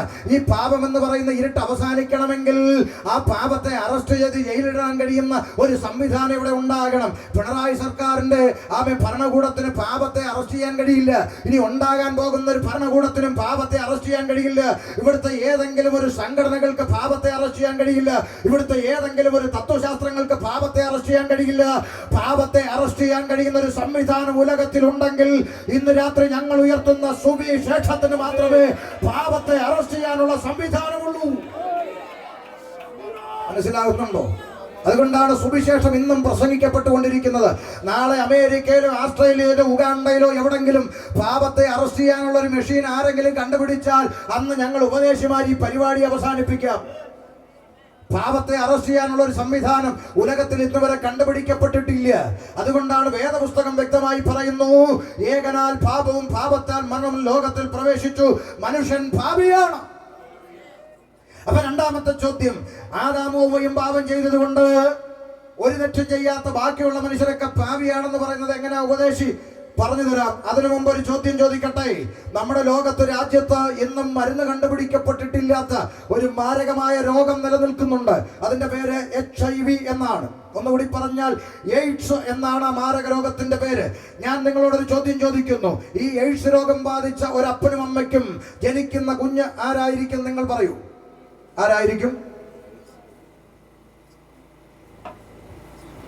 എയ്ഡ്സ് രോഗം ബാധിച്ച ഒരപ്പനും അമ്മയ്ക്കും ജനിക്കുന്ന കുഞ്ഞാരാ? എയ്ഡ്സ് രോഗി തന്നെയായിരിക്കും. ചോദ്യം, ഈ ചോരക്കുഞ്ഞ് ചെയ്ത തെറ്റെന്താണെന്ന് നിങ്ങളൊന്ന് പറഞ്ഞു തരൂ. ഈ ചോരക്കുഞ്ഞ് വ്യഭിചാരം ചെയ്തുവോ? ഇല്ല. ഈ ചോരക്കുഞ്ഞ് ബ്ലഡ് സ്വീകരിച്ചുവോ? ഇല്ല. ഈ ചോരക്കുഞ്ഞ് തൊട്ടിലേക്ക് കിടന്ന് എയ്ഡ്സ് രോഗിയുടെ ബ്ലഡ് എടുത്ത് വെച്ച് ഷേവ് ചെയ്തിട്ട് വന്നതാണോ? അല്ല. പിന്നെ എങ്ങനെ കുഞ്ഞ് രോഗിയായി? ഉത്തരം, അത് രക്തത്തിലൂടെ വന്നു. സംഘടന എതിർക്കുന്നില്ല, ഡിഗ്രികൾ എതിർക്കുന്നില്ല, സയൻസ് എതിർക്കുന്നില്ല, മെഡിക്കൽ സയൻസ് എതിർക്കുന്നില്ല. കാരണം അവർക്കൊരു ഉത്തരമുണ്ട്, അത് രക്തത്തിലൂടെ വന്നു. ആണല്ലോ? അങ്ങനെങ്കിൽ ആദാമ്യ പാപം എങ്ങനെ സകല മനുഷ്യരിലേക്കും വന്നു എന്നതിന് വേദപുസ്തകത്തിന് ഉത്തരമുണ്ട്. വായിച്ചു കൊടുക്കാം. അപ്പോസ്തലപ്രവൃത്തി 17:26. ചെവിയുള്ളവൻ കേൾക്കട്ടെ. വായിച്ചു. 17:26. ഭൂതലത്തിലെങ്ങും കുടിയിരിപ്പാൻ അവൻ ഒരുത്തനിൽ നിന്ന് മനുഷ്യജാതിയൊക്കെ ഉളവാക്കി. ഒന്ന് ശ്രദ്ധിച്ചു കേട്ടോണം പൊതുസമൂഹം. ഭൂതലത്തിലെങ്ങും കുടിയിരിപ്പാൻ അവൻ ഒരുത്തനിൽ നിന്ന് മനുഷ്യജാതിയൊക്കെയും ഉളവാക്കി. ഇതിങ്ങനെ വായിച്ചു കേട്ടാൽ പൊതുവിൽ കേൾക്കുന്നവർക്ക് പെട്ടെന്ന് പിടികിട്ടണമെന്നില്ല. പുറത്ത് കേൾക്കുന്നവർക്ക് മനസ്സിലാക്കാൻ വേണ്ടി ഞാൻ അതിനകത്ത് ചെറിയൊരു മാറ്റം വരുത്തുകയാണ്. മറ്റുള്ളവർക്ക് മനസ്സിലാക്കാൻ വേണ്ടി ഒരു ചെറിയ മാറ്റം. ഒന്ന് ശ്രദ്ധിച്ചേ. ഭൂതലത്തിലെങ്ങും കുടിയിരിപ്പാൻ അവൻ എന്നൊരു പ്രയോഗമുണ്ട് അവിടെ, അല്ലേ? അത് ദൈവത്തെ കുറിച്ചാണ് എഴുതിയിരിക്കുന്നത്. അവിടെ നമുക്ക് ദൈവം എന്ന് വായിക്കാം. അടുത്തത് ഒരുത്തൻ എന്നൊരു പ്രയോഗമുണ്ട്, അല്ലേ? അവിടെ ആദമിനെ കുറിച്ചാണ് എഴുതിയിരിക്കുന്നത്. നമുക്ക് അവിടെ ആദം എന്ന് വായിക്കാം. ഇനി അങ്ങനെ ഒന്ന് വായിച്ചേ. ഭൂതലത്തിലെങ്ങും കുടിയിരിപ്പാൻ ദൈവം ആദമിൽ നിന്ന് കണ്ടോ? വളരെ സിമ്പിൾ ആയിട്ട് മനസ്സിലാക്കാൻ കഴിയുന്നു. ഭൂതലത്തിലെങ്ങും കുടിയിരിപ്പാൻ ദൈവം ആദമിൽ നിന്ന് മനുഷ്യജാതി ഉളവാക്കി. ഇനി എന്നെ ശ്രദ്ധിച്ചേ. ഭൂതലത്തിലെങ്ങും കുടിയിരിപ്പാൻ ദൈവം. അപ്പൊ ഈ ദൈവം എന്ന് പറയുന്ന ആള് ഏതെങ്കിലും ഒരു പഞ്ചായത്തിൽ ഒതുങ്ങുന്നവനല്ല. ഈ ദൈവം എന്ന് പറയുന്നത് ഏതെങ്കിലും ഒരു വില്ലേജിന്റെ അകത്ത് ഒതുങ്ങുന്നവനല്ല. ഈ ദൈവം എന്ന് പറയുന്ന സുട്ടാവ് ഏതെങ്കിലും ഒരു സ്റ്റേറ്റിന്റെ അകത്ത് ഒതുക്കാൻ പറ്റുന്നവനല്ല. ഈ ദൈവം എന്ന് പറയുന്ന ആളിനെ ഏതെങ്കിലും ഒരു ഗ്രാമത്തിൽ തളച്ചിടാൻ പറ്റത്തില്ല. ദൈവം എന്ന് പറഞ്ഞാൽ ഭൂതലത്തിലെങ്ങും കുടിയിരിക്കുന്നവനാണ് ദൈവം. മനസ്സിലായോ? ഭൂതലത്തിലെങ്ങും കുടിയിരിക്കുന്നവനാണ് ദൈവം. ഏതെങ്കിലും ഒരു പഞ്ചായത്തിൽ ഒതുങ്ങുന്ന പുള്ളിയല്ല. ആര്? ദൈവം. മനസ്സിലാകുന്നുണ്ടോ? മൂക്കിൽ ശ്വാസമുള്ള പേട്ട് മനുഷ്യന്റെ കൽപ്പനകൾക്കനുസരിച്ച് താളം ചവിട്ടുന്നവനല്ല സൃഷ്ടാവ്. മനസ്സിലായോ? മൂക്കിൽ ശ്വാസമുള്ള പേട്ട് മനുഷ്യന്റെ കൽപ്പനയ്ക്കനുസരിച്ച് ഇരിക്കാനും എഴുന്നേൽക്കാനും കിടക്കാനും നടക്കാനും അടയ്ക്കാനും തുറക്കാനും നിന്റെ കീഴെ പണിയെടുക്കുന്ന ബംഗാളി അല്ലെന്ന് ദൈവം. നിന്റെ കീഴെ പണിയെടുക്കുന്ന ബംഗാളിയോട് പറഞ്ഞാൽ അവൻ കേൾക്കും, ശരി സേട്ടാ, അങ്ങനെ ചെയ്യാം സേട്ടാ എന്ന് പറയും, അല്ലേ? അപ്പൊ അങ്ങനെ അനുസരിക്കുന്ന ഒന്നല്ല ദൈവം എന്നാ പറഞ്ഞു. മനസ്സിലാകുന്നുണ്ടോ? MBBS MD ഡിഗ്രിയൊക്കെ പഠിച്ച ഡോക്ടർമാര് അവരെ കൊണ്ടാവുന്ന പണി 58 ചെയ്ത് ഒടുവിൽ പറയുന്ന ഒരു പദമുണ്ട്, ഞങ്ങളെ കൊണ്ട് ഒക്കുന്നതെല്ലാം ഞങ്ങൾ ചെയ്തിട്ടുണ്ട്, ഇനി നിങ്ങൾ ദൈവത്തോട് പ്രാർത്ഥിക്കണമെന്ന്. സകലമാന ഡിഗ്രിക്കും മേലെയാണ് ദൈവം. മനസ്സിലാകുന്നുണ്ടോ? ആ ദൈവത്തെ കുറിച്ച് പറയുന്നു, സൃഷ്ടാവായ ദൈവം ഭൂതലത്തിലെങ്ങും കുടിയിരിക്കുന്നവനാണ് ദൈവം. അപ്പോൾ അടുത്ത ചോദ്യം വരും, എവിടാ ഭാഷ ദൈവം കുടിയിരിക്കുന്നത്? ഒന്ന് കാണാനാ. എവിടാ ഈ ദൈവം കുടിയിരിക്കുന്നത്? ഒന്ന് പോകാനാ. ദൈവം എവിടെയാണ് കുടിയിരിക്കുന്നത്? വേദപുസ്തകം ഉത്തരം പറയുന്നു. 24-ാം വാക്യം വായിച്ചേ ഉറക്കെ. ദൈവം എവിടെയാണ് വസിക്കുന്നത് എന്നതിന് ബൈബിൾ പറയുന്ന മറുപടി വായിക്കാം. ലോകവും അതിലുള്ളതൊക്കെയും. ഒന്നുകൂടെ പറയാം, ഈ ദൈവത്തിന് ഒരു പ്രത്യേകതയുണ്ട്. ഈ ദൈവം ലോകവും അതിൽ കാണുന്ന സകലത്തെയും ഉണ്ടാക്കിയ ദൈവം. സ്വർഗത്തിനും ഭൂമിക്കും നാഥനാകൊണ്ട് മനുഷ്യന്റെ കൈപ്പണിയായ കെട്ടിടങ്ങളിൽ വാസം ചെയ്യുന്നില്ല. കാത് തുറന്ന് കേട്ടോ. ആമേ, പൊതുസമൂഹം മനസ്സിലാക്കണം. ആമേ, ഈ ലോകവും ഇതിൽ കാണുന്ന സകലത്തെയും ഉണ്ടാക്കിയ സൃഷ്ടിച്ച സൃഷ്ടാവായ ദൈവം, സ്വർഗത്തിനും ഭൂമിക്കും നിറഞ്ഞു നിൽക്കുന്ന മഹാദൈവം, മനുഷ്യന്റെ കൈപ്പണിയായ കെട്ടിടങ്ങളിൽ ദൈവം വസിക്കുന്നില്ല. മനുഷ്യന്റെ കൈപ്പണിയായ ഏതെങ്കിലും കെട്ടിടത്തിൽ ദൈവം ഇരിപ്പുണ്ടെങ്കിൽ ഒരു ഭൂകമ്പം വന്ന് കെട്ടിടം കുലുങ്ങി വീണാൽ വിശ്വാസികൾ പുറത്തിറക്കിയെന്ന് നെഞ്ചത്തടിക്കേണ്ടി വരും. എന്നാലും എന്റെ ദൈവത്തിന് ഏകതി വന്നല്ലോ നിലവിളിക്കേണ്ടി വരും. കാരണം കെട്ടിടത്തിന്റെ അകത്ത് ദൈവം കുടിയിരിക്കുന്നില്ല. മനസ്സിലാകുന്നുണ്ടോ? പിന്നെ എവിടെയാ ഉപദേശി ദൈവം കുടിയിരിക്കുന്നത് എന്ന് ചോദിച്ചാൽ, ഇന്ന് രാത്രി പൊതുസമൂഹത്തോട് വിളിച്ചു പറയാം, എവിടെയാണ് ദൈവം കുടിയിരിക്കുന്നത് എന്ന് ചോദിച്ചാൽ, അവൻ എന്റെയും നിന്റെയും ഹൃദയമാകുന്ന മന്ദിരത്തിലാണ് ദൈവം വസിക്കുവാൻ ആശിക്കുന്നത്. മനുഷ്യന്റെ ഹൃദയമാകുന്ന മന്ദിരമാണ് ദൈവത്തിന്റെ ആലയം. ഇന്ന് രാത്രി തുറക്കപ്പെടേണ്ടത് കെട്ടിടത്തിന്റെ വാതിലുകളല്ല, മനുഷ്യന്റെ ഹൃദയമാകുന്ന വാതിൽ ഇന്ന് രാത്രി ദൈവത്തിനായി തുറക്കപ്പെട്ടാൽ നിന്റെ ഹൃദയമാകുന്ന മന്ദിരത്തിൽ വസിക്കുവാനാണ് ദൈവം ആശിക്കുന്നത്. മനസ്സിലാക്കുന്നുണ്ടോ? ഇതാണ് വേദപുസ്തകം പൊതുസമൂഹത്തെ പഠിപ്പിക്കുന്നത്. അല്ലാതെ നിങ്ങളുടെ കെട്ടിടം വിട്ട് ഞങ്ങളുടെ കെട്ടിടത്തിലോട്ട് വരാനല്ല. ആമേൻ. ദൈവം വസിക്കുന്നത് മനുഷ്യന്റെ ഹൃദയമാകുന്ന മന്ദിരത്തിലാണ്. ഹൃദയമാകുന്ന മന്ദിരമാണ് ഇന്ന് രാത്രി ദൈവത്തിനായി തുറക്കപ്പെടേണ്ടത്. ഏത് ദൈവത്തിനായി? ലോകവും അതിൽ കാണുന്ന സകലത്തെയും ഉണ്ടാക്കിയ ദൈവത്തിന്. അപ്പൊ ഇവിടെ പ്രസംഗിക്കുന്ന ദൈവം ആരാ? ഈ പ്രപഞ്ചത്തിൽ കാണുന്ന സകലത്തെയും ഉണ്ടാക്കിയ, നീ ഉണ്ടാക്കിയതല്ല, പിന്നെ നിന്നെ ഉണ്ടാക്കിയ ദൈവത്തെ കുറിച്ച്. അയ്യോ, മനസ്സിലായില്ല? സിമ്പിൾ അല്ലേ മനസ്സിലാക്കാൻ? ചോദിക്കട്ടെ പിള്ളേരോട്, പിള്ളേർ പറഞ്ഞു തരും. മനുഷ്യനെ സൃഷ്ടിച്ചത് ആരാ മക്കള്? ആരാ? മനുഷ്യനെ സൃഷ്ടിച്ച ആരാ? ദൈവം. കണ്ടോ, പിള്ളേർ പറഞ്ഞു മനുഷ്യനെ സൃഷ്ടിച്ചത് ആരാ? ദൈവം എന്ന്. ഇന്ന് നമ്മൾ ജീവിക്കുന്ന വർഷം ഏതാ? 2025. അതുകൊണ്ട് ഒരു ചോദ്യം കൂടെ ചോദിക്കാൻ പോവാ. മനുഷ്യനെ സൃഷ്ടിച്ചത് ആരാന്നാ പറഞ്ഞ മക്കള്? ദൈവം. ഇന്ന് ദൈവത്തെ സൃഷ്ടിക്കുന്ന ആരാ? മനുഷ്യൻ. പിള്ളേർക്ക് മനസ്സിലായിട്ടും ഇവിടെ വയസ്സായവനെ മനസ്സിലാവുന്നില്ല അല്ലേ? മനുഷ്യനെ സൃഷ്ടിച്ചത് ആരാ? ദൈവം. ഇന്ന് ദൈവത്തെ സൃഷ്ടിക്കുന്ന ആരാ? മനുഷ്യൻ. മൂക്കി ശ്വാസമുള്ള പേട്ട് മനുഷ്യൻ, അവൻ സൃഷ്ടിക്കുന്നു ദൈവത്തെ. എങ്ങനെ വേണം? ഇരിക്കുന്ന വേണം, നടക്കുന്ന വേണം, കിടക്കുന്ന വേണം, ബ്ലാക്ക് ആൻഡ് വൈറ്റ് വേണം, കളർ വേണോ, ലിപ്സ്റ്റിക് ഇട്ട വേണോ, ഇടാത്ത? ഇത് ആരാ തീരുമാനിക്കുന്നത്? മൂക്കി ശ്വാസമുള്ള പേട്ട് മനുഷ്യൻ. മേപ്പോട്ട് വലിക്കുന്ന ശ്വാസം കീപ്പോട്ട് വിടാൻ പറ്റാതെ പോയാൽ വാഴപ്പിണ്ടി പോലെ റോഡിൽ കിടക്കുന്ന പേട്ട് മനുഷ്യനാണ് ഇന്ന് സൃഷ്ടാവായ ദൈവത്തെ സൃഷ്ടിക്കുന്നതെന്ന് ഓർക്കണം. ഇതുപോലെ ഗതികേട് മനുഷ്യനുണ്ടോ? മനുഷ്യന്മാർ എറിഞ്ഞു കൊടുക്കുന്ന ചില്ലറ നാണയത്തുട്ടുകൾക്ക് വേണ്ടി വഴിയരികിലിരുന്ന് കൈനീട്ടുന്ന ഭിക്ഷാന്തേഹി അല്ല ദൈവമെന്ന്. മനസ്സിലായോ? ബസ്സിൽ പോകുന്നവൻ ദൈവത്തിന് 5 രൂപ എറിഞ്ഞു കൊടുത്ത് പുറകെ ബൈക്ക് വരുന്നവന്റെ കണ്ണടിച്ചു പോയി. എവിടെ? അഞ്ചലേരൂര്. മനസ്സിലായോ? എന്നിട്ടും മനുഷ്യന്മാർക്ക് ബോധം വരുന്നില്ലെന്ന്. മനസ്സിലായോ? ദൈവം വസിക്കുന്നത് മനുഷ്യന്റെ കൈപ്പണിയായ കെട്ടിടങ്ങളിലൊന്നുമല്ല ദൈവം കുടിയിരിക്കുന്നതെന്ന് തിരുവെഴുത്ത് പഠിപ്പിക്കുന്നു. ഇനി ഒന്നുകൂടെ മനസ്സിലാക്കാൻ വേണ്ടി ഞാൻ സിമ്പിളായിട്ടൊരു ഉദാഹരണം പറയാം. അത് കേട്ടെങ്കിലും ചിലതിന് ബോധം വരുമെന്ന് നോക്കട്ടെ. 2018 പ്രളയം വന്നോ? വേഗം പറ. വന്നോ? പാരമ്പര്യം പറയുന്ന ക്രിസ്ത്യാനിയുടെ വീട്ടിലിരിക്കുന്ന യേശുവും ഗീവർഗീസും ഉൾപ്പെടെ ഒഴുകി പോയ ഉള്ളതാണോ? ഉള്ളതാ. ചാക്കോച്ചൻ വെളിയിലോട്ട് ഇറങ്ങി നോക്കിയപ്പോൾ യേശു തെക്കോട്ടും വർഗീസും വടക്കോട്ടും ഒഴുകുന്നു. ശരിയാണോ? പറ. ഉള്ളതാണോ? ഉള്ളത്. മുകളിലോട്ട് നോക്കിയപ്പോൾ രക്ഷിക്കാൻ ആര് വരുന്നു? ഹെലികോപ്റ്റർ വരുന്നു. ഉള്ളതാണോ? ഉള്ളത്. അപ്പൊ ചാക്കോച്ചൻ നീട്ടി ഒരു നിലവിളി വിളിച്ചു, ഹെലികോപ്റ്ററെ ഒന്ന് വേഗം വന്ന് ഈ വർഗീസിനെ ഒന്ന് രക്ഷിക്കുന്നതാണോ എന്നെ രക്ഷിക്കുന്നതാണോ? സത്യമേ പറയാവൂ, കള്ളം പറയരുത്, സത്യമേ പറയാവൂ. വിളിച്ചത് എങ്ങനെ ആയിരിക്കും? എന്നെ രക്ഷിക്കണം അല്ലേ? അപ്പൊ ഹെലികോപ്റ്റർ താഴെ വന്നു. ചാക്കോച്ചനെ തൂക്കിയെടുത്ത് ദുരിതാശ്വാസ ക്യാമ്പിൽ കൊണ്ടുപോയി രക്ഷിച്ചു. 3 ആഴ്ച കഴിഞ്ഞ് വെള്ളമൊക്കെ ഇറങ്ങി ചാക്കോച്ചൻ വീട്ടിൽ വന്നപ്പോൾ ഇത് ഒഴുകിപ്പോയ വർഗീസ് അവിടെ ചെളി പിടിച്ച് കിടക്കുന്നു. പുള്ളി ഓടിച്ചെന്ന് അതിനെ തുടച്ചെടുത്ത് വൃത്തിയാക്കി ഷോക്കേഴ്സിൽ വെച്ചേച്ച് അതിനോട് പറയാ എന്നെ രക്ഷിക്കണേ. ഇവൻ എന്ന് നേരം വെളുക്കുമെന്ന് നിങ്ങൾ പറ. എന്നിട്ടും മനസ്സിലാകാത്തവനാണെങ്കിൽ ഇനി പറഞ്ഞിട്ട് കാര്യമില്ല. അതാണ് അതിന്റെ സത്യം. ചുരുക്കി പറഞ്ഞാൽ ഒരു അല്പമെങ്കിലും അരിയാഹാരം കഴിക്കുന്നവന് ബോധം വരുന്ന ഒരു കാര്യമാണ് ഞാൻ പറഞ്ഞത്. മനസ്സിലാകുന്നുണ്ടോ?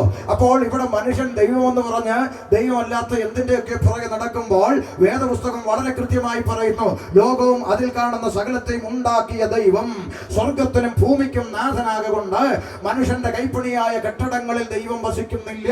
പിന്നെ എവിടെയാ ദൈവം വസിക്കുന്നത്? അതാണ് വായിച്ച ഭാഗം. ഒന്നുകൂടെ ശ്രദ്ധിക്കണം.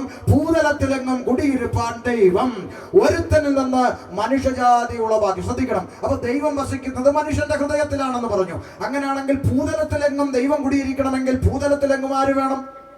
മനുഷ്യൻ വേണം. അതുകൊണ്ട് ഒറ്റ മനുഷ്യനിൽ നിന്ന്, ആരാ ഒറ്റ മനുഷ്യൻ? ആദമിൽ നിന്ന് ഹിന്ദുവിനെ സൃഷ്ടിച്ചെന്നല്ല, മുസൽമാനെ സൃഷ്ടിച്ചെന്നല്ല, ക്രിസ്ത്യാനിയെ സൃഷ്ടിച്ചെന്നല്ല, മനുഷ്യജാതിയെ സൃഷ്ടിച്ചു. ഒന്നുകൂടി തെളിവായി പറഞ്ഞാൽ കാവിയുടുത്തവനെയും തൊപ്പിയിട്ടവനെയും കൊന്തയിട്ടവനെയും ചരട് കെട്ടിയവനെയും കുടുംബ കെട്ടിയവനെയും എല്ലാം ഒറ്റ രക്തത്തിൽ നിന്ന് സൃഷ്ടിച്ച ഒറ്റ ദൈവം. ഇതാണ് ബൈബിൾ പൊതുസമൂഹത്തോട് പഠിപ്പിക്കുന്നത്.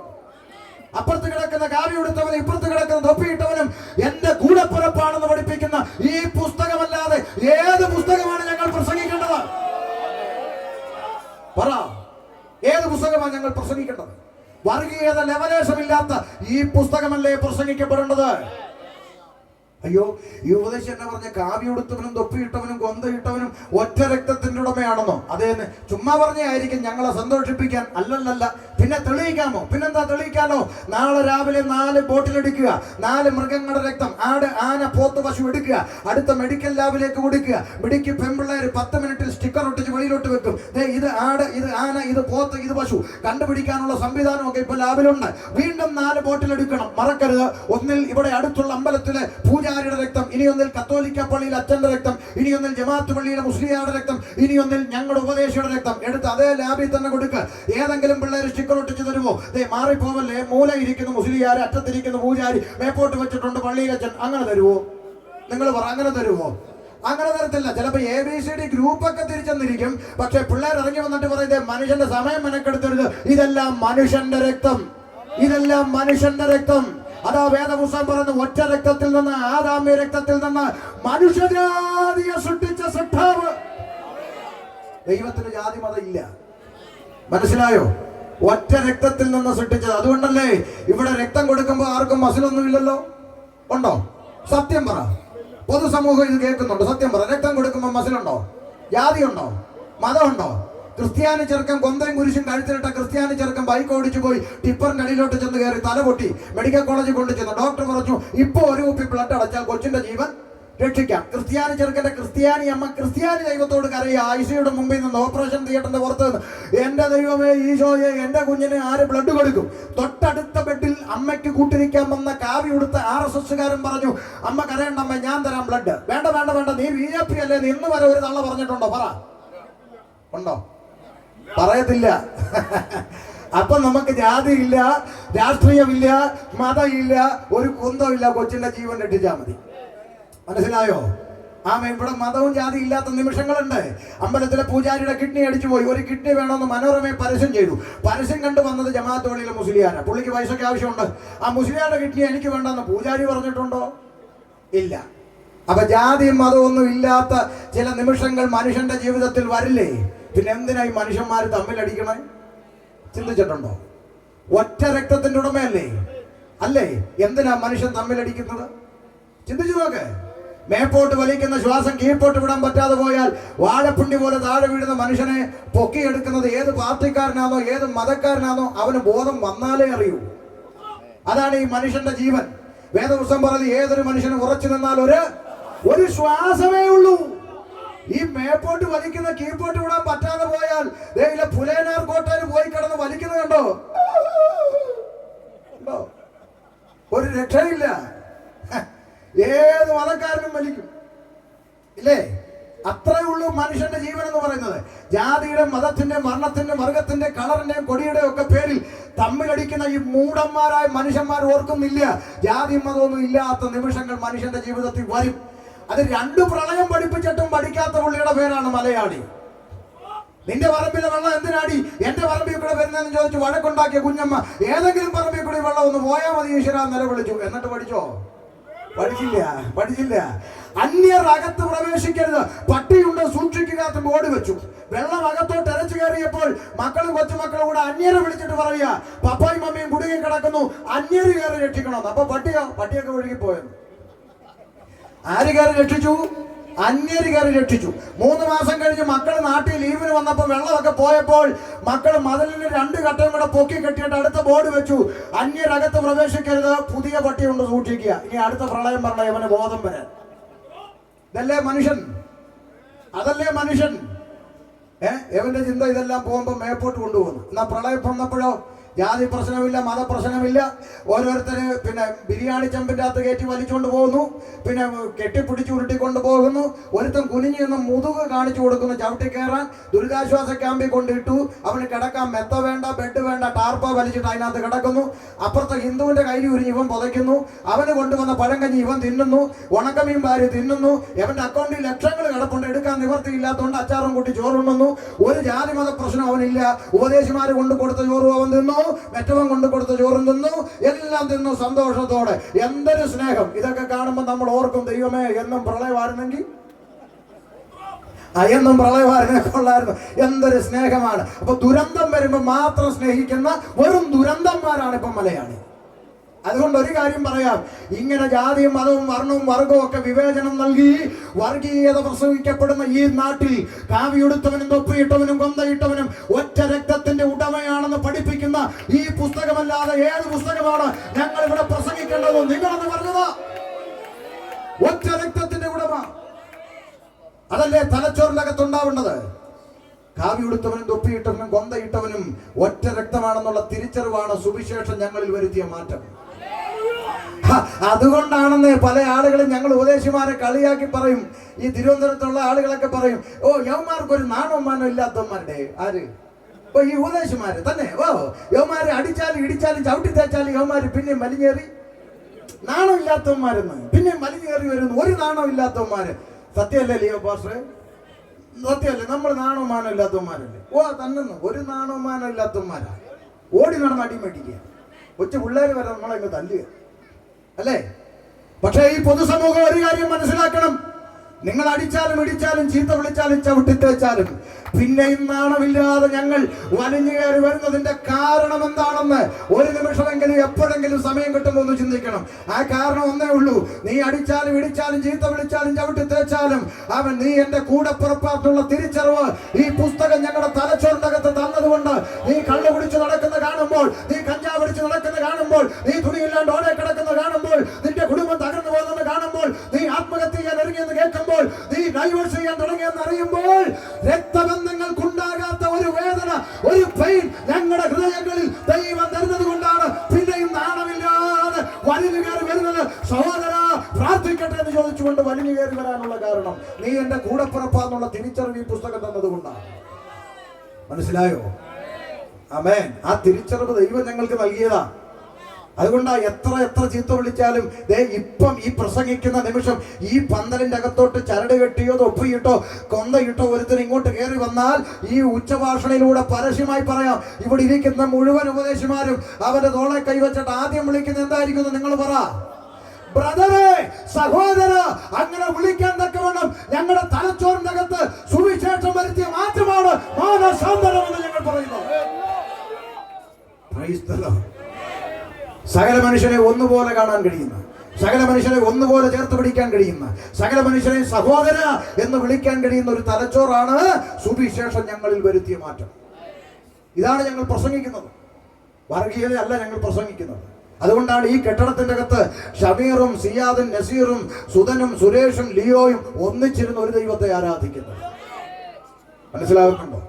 ഇത് മതത്തിന്റെ സന്ദേശമല്ല, ഇത് മനുഷ്യൻ സൃഷ്ടാവിനെ അറിയാനുള്ള സന്ദേശമാണ്.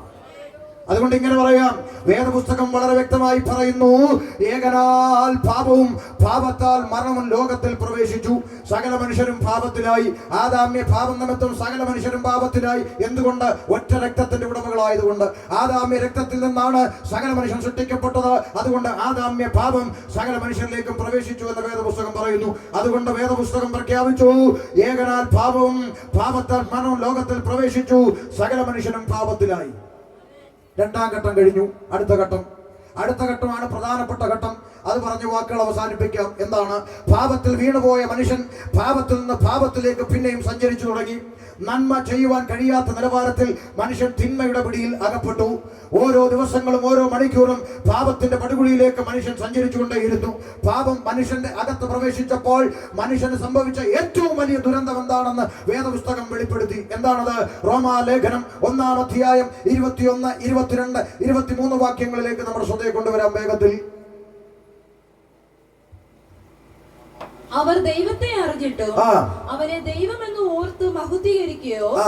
നന്ദി കാണിക്കുകയോ ചെയ്യാതെ തങ്ങളുടെ നിരൂപണങ്ങളിൽ വൃദ്ധരായി തീർന്നു. ശ്രദ്ധിച്ചേ, മനുഷ്യൻ ദൈവത്തെ അറിഞ്ഞിട്ടും ഒരു സൃഷ്ടാവുണ്ടെന്നറിഞ്ഞിട്ടും ഒരു ദൈവമുണ്ട് എന്ന് മനസ്സിലാക്കിയിട്ടും ദൈവത്തിന് കൊടുക്കേണ്ട മഹത്വം ദൈവത്തിന് കൊടുക്കാതെ മനുഷ്യൻ തങ്ങളുടെ നിരൂപണങ്ങളിൽ വ്യർത്ഥരായി തീർന്നു. അടുത്ത വാക്ക്, അവരുടെ വിവേകമില്ലാത്ത ഹൃദയം ആ. ഇരുണ്ടുപോയി. അവരുടെ ഹൃദയത്തിന്റെ അകത്ത്, മനുഷ്യന്റെ ഹൃദയത്തിന്റെ അകത്ത് പാപമെന്ന് പറയുന്ന ഇരുട്ട് പ്രവേശിച്ചു. അപ്പോൾ എന്ത് സംഭവിച്ചു? ജ്ഞാനികൾ എന്ന് പറഞ്ഞുകൊണ്ട് ആ. അവർ മൂഢരായി പോയി. ആ ഭാഗം ഒന്ന് ശ്രദ്ധിക്കണം.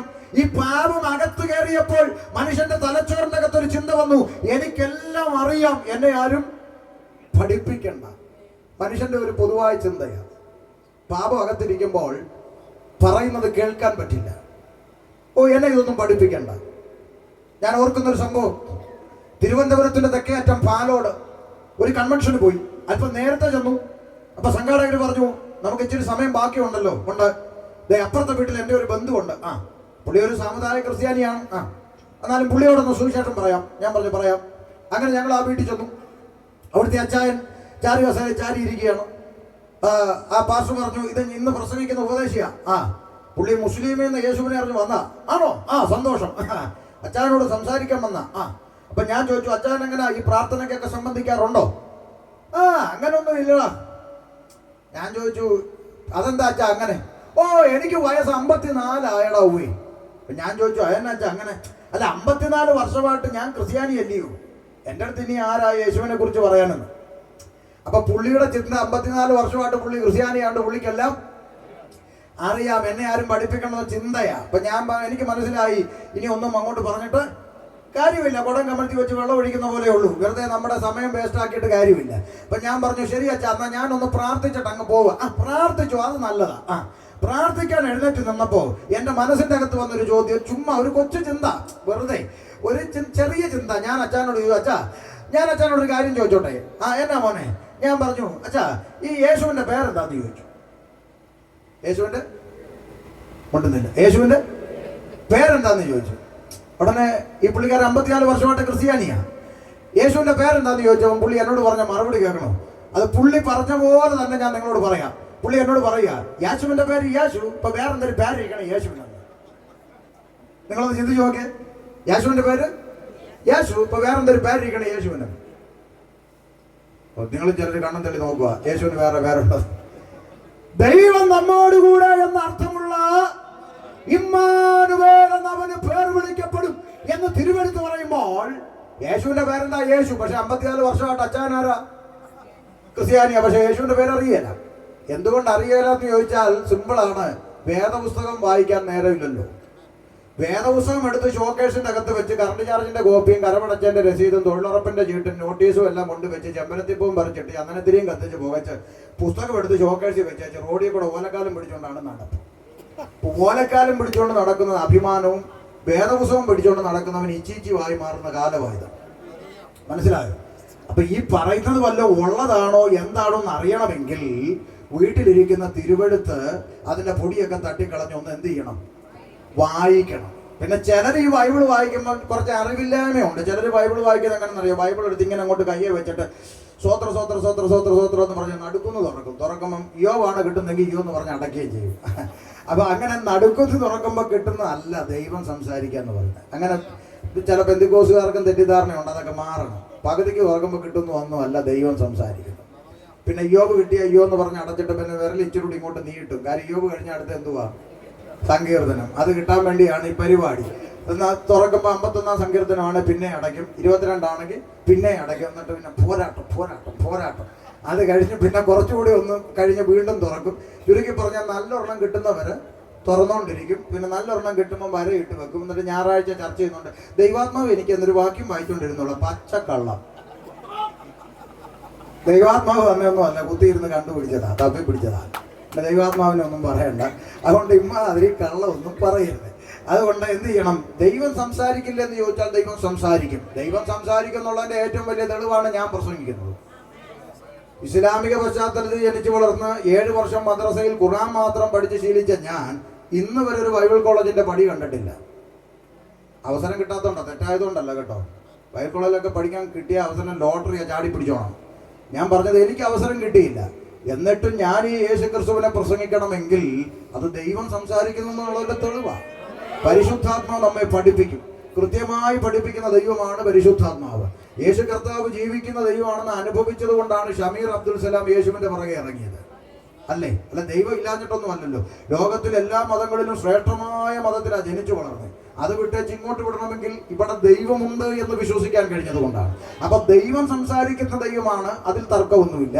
പക്ഷെ അത് പകുതിക്ക് തുറക്കുമ്പോഴല്ലെന്ന് പെന്തക്കോസ്തുകാരും കൂടെ മനസ്സിലാക്കണം. ഇപ്പൊ ചുരുക്കി പറഞ്ഞാൽ അങ്ങനെ നോക്ക, മനുഷ്യന്റെ അകത്ത് പാപം എന്ന് പറയുന്ന ഇരുട്ട് പ്രവേശിച്ചപ്പോൾ അവന്റെ തലച്ചോറിൽ വരുന്ന ഒരു ചിന്തയാണ്, ഞാൻ പണ്ടേ ക്രിസ്ത്യാനി, എനിക്കിതൊക്കെ അറിയാം, എന്നെ ആരും പഠിപ്പിക്കേണ്ടെന്നൊരു ചിന്ത കയറി.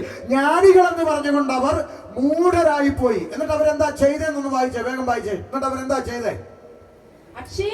അക്ഷയനായ ദൈവത്തിന്റെ തേജസ്സിനെ അവർ കേട്ടെ, ക്ഷയമുള്ള മനുഷ്യൻ, പക്ഷി, നാൽക്കാലി, ഇഴജാതി എന്നിവയുടെ രൂപസദൃശ്യമായി മാറ്റിക്കളഞ്ഞു. കണ്ടോ? സൃഷ്ടാവായ ദൈവത്തെ മറന്നു. പാപം മനുഷ്യന്റെ അകത്ത് കയറിയപ്പോൾ മനുഷ്യന് സംഭവിച്ച ഏറ്റവും വലിയ ദുരന്തം, അവൻ സൃഷ്ടാവിനെ മറന്നു, സൃഷ്ടിച്ച ദൈവത്തെ മറന്നു, സൃഷ്ടിക്ക് മഹത്വം കൊടുത്തു. ആർക്കൊക്കെ? കൊച്ചു വായിച്ചു കേട്ടില്ലേ? ആർക്കൊക്കെ? മനുഷ്യ ദൈവത്തിന് കൊടുക്കേണ്ട മഹത്വം ആർക്ക് കൊടുത്തു? മനുഷ്യന് മഹത്വം കൊടുത്തു. അപ്പൊ ഇവിടെ ആരുണ്ടായി? ആൾ ദൈവങ്ങൾ ഉണ്ടായി. മനുഷ്യനുമായി മഹത്വം കൊടുത്തപ്പോൾ മൂക്കിൽ ശ്വാസമുള്ള മനുഷ്യൻ ആരായി? ആൾ ദൈവമായി. അല്ലേ?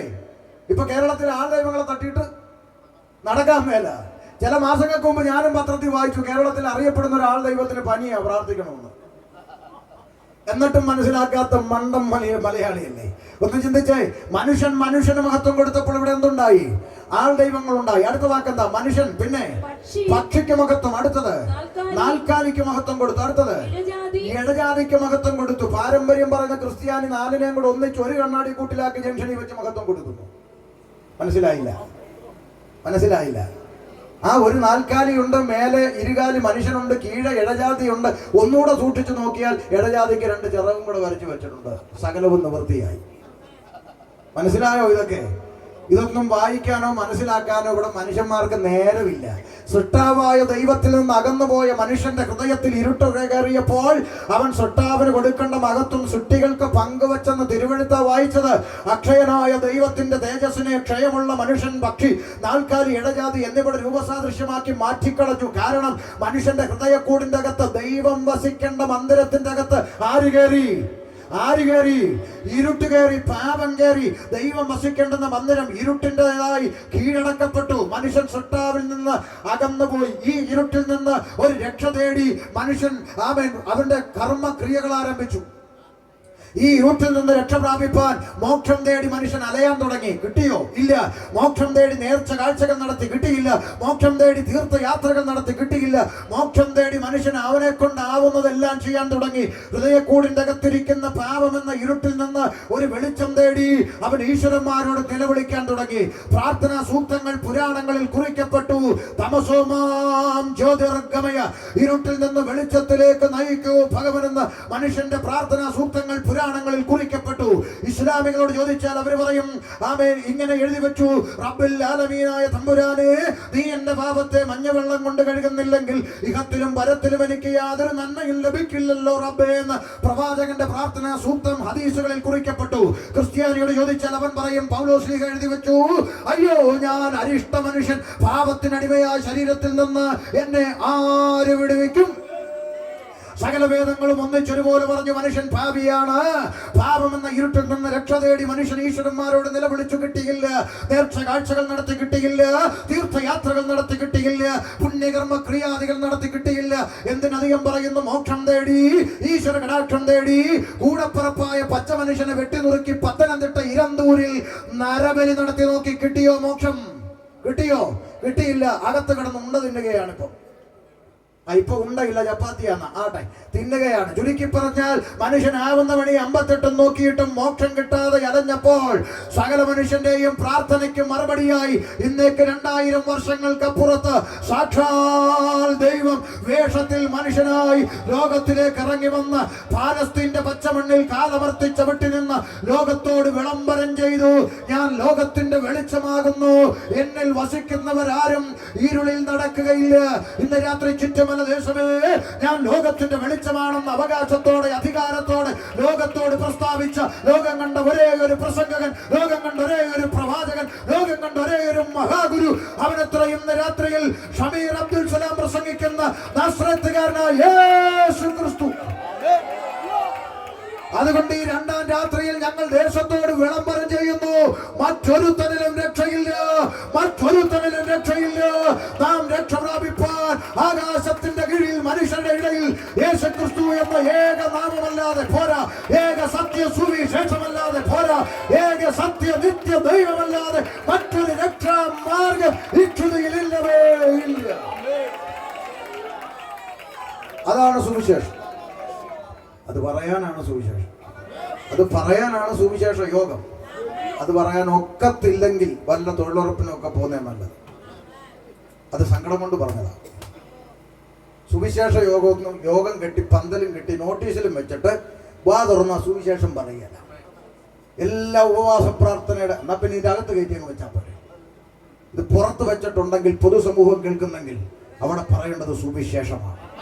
അത് പറയണം, കഴിയണം. അത് പറയാൻ പറ്റത്തില്ലെങ്കിൽ ഈ പണിക്ക് ഇറങ്ങണ്ടെന്നാണ് പറഞ്ഞത്. മനസ്സിലാക്കുന്നു? ഒത്തിരി സങ്കടം. എത്രയോ ദിവസത്തെ അധ്വാനം, എത്ര ദിവസത്തെ ഉറക്കളപ്പ്, എന്തെല്ലാം പണച്ചെലവ്, ഇതെല്ലാം നടത്തി ഒരു യോഗം വെച്ച് കെട്ടി മുമ്പിലിരിക്കുന്ന ജനത്തെ കൈയടിപ്പിക്കാനാണെങ്കിൽ ഇതിന്റെ ആവശ്യമില്ല.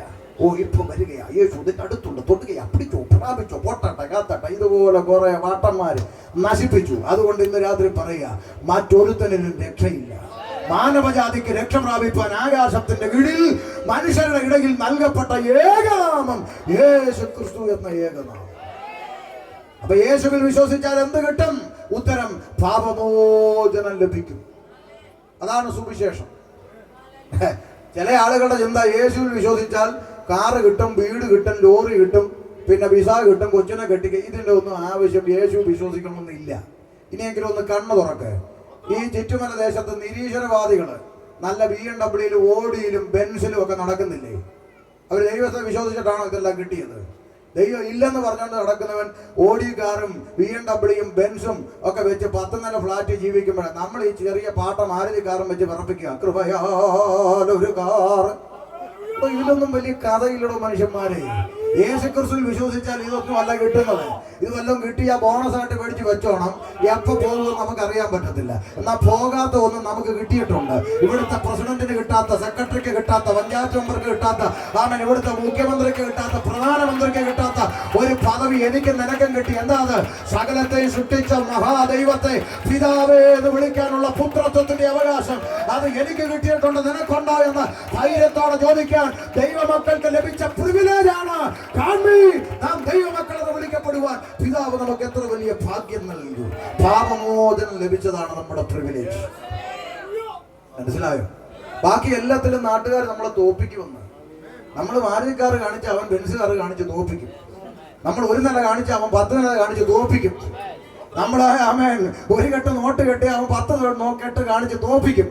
പക്ഷെ അവനോട് ചോദിക്കാം, സകലത്തെ സൃഷ്ടിച്ച മഹാദൈവത്തെ പിതാവ് എന്ന് വിളിക്കുവാൻ, അബ്ബാ പിതാവ് എന്ന് വിളിക്കാനുള്ള പുത്രത്വത്തിന്റെ ആത്മാവിനെ യേശുക്രിസ്തു ഞങ്ങളുടെ ഉള്ളിൽ നൽകി, നിനക്കുണ്ടോ? അവിടെ അവൻ തോറ്റുപോകും. ആമേൻ. ലോകത്തിന് നേടാൻ കഴിയാത്ത പ്രിവിലേജ് ദൈവമക്കൾക്ക് തന്നത് പാപമോചനമാണ്. അത് ഇനിയെങ്കിലും ദൈവമക്കൾ മനസ്സിലാക്കണം. ഓരോരുത്തർ വന്ന് ഇങ്ങോട്ട് നിന്നെ മാനിക്കുന്നു, നിന്നെ കാനഡയിലേക്ക് വിടുകയാണ്. കാനഡയിൽ ചെന്ന് ഞാനൊന്ന് ചോദിക്കട്ടെ, ഈ കാനഡയിലേക്ക് വിട്ടു. ഈ കാനഡയിൽ വർഷങ്ങളായി കിടക്കുന്ന മുഹമ്മദ് കുട്ടി, നാരായണൻകുട്ടി ആരാ വിട്ടെ? എടാ അത് ചിന്തിക്കാനുള്ള ബോധമില്ല. എടാ അങ്ങനെ വല്ലതും പോകുന്നെങ്കിൽ ഒരു ബോണസ്. ഇത്രയും ഞാൻ പറയട്ടെ, ഞാൻ ഈ വിദേശ രാജ്യങ്ങളിലൊക്കെ പോകുമ്പം എൻ്റെ മനസ്സിൻ്റെ അകത്തുള്ള ഒരു ചിന്ത ഇത്രയേ ഉള്ളൂ. കാലങ്ങളോളമായി ഈ തെരുവീതികളിൽ നിന്ന് കർത്താവിനെ പ്രസംഗിച്ചതുകൊണ്ട് ദൈവം ഒരു നീതിയായി കണക്കിട്ടു, അത്ര മാത്രമേ ഉള്ളൂ. ഇതിന്റെ അപ്പുറത്തൊന്നും ഇല്ല. ഇതൊന്നും അല്ല പ്രസംഗിക്കപ്പെടേണ്ടത്. പ്രസംഗിക്കപ്പെടേണ്ടത് പാപമോചനം നൽകുന്ന യേശുക്രിസ്തു. തിരിച്ചു വരാം. അപ്പോൾ യേശുക്രിസ്തു സകല മനുഷ്യന്റെ പാപത്തിന് പരിഹാരം വരുത്തുവാൻ യേശു ക്രിസ്തു ലോകത്തിൽ മനുഷ്യനായി ഇറങ്ങി വന്നു. സകല മനുഷ്യന്റെയും പാപത്തിന്റെ ശമ്പളമാകുന്ന മരണമെന്ന ശിക്ഷാവിധി സ്വന്തം ശരീരത്തിൽ ഏറ്റുവാങ്ങുവാൻ യേശു ക്രിസ്തു കാൽവരിയിലേക്ക് നടന്നു കയറി. ഇന്ന് രാത്രി ഈ പ്രദേശത്ത് ഈ ശബ്ദം കേൾക്കുന്ന മാന്യ സഹോദര സഹോദരി, ഇന്ന് രാത്രി നിന്റെ പുറം കണ്ണടച്ച് അകക്കണ്ണ് തുറന്ന് ആ കാൽവരിയിലേക്ക് നോക്കിയാൽ നിനക്കൊരു കാഴ്ച കാണാം.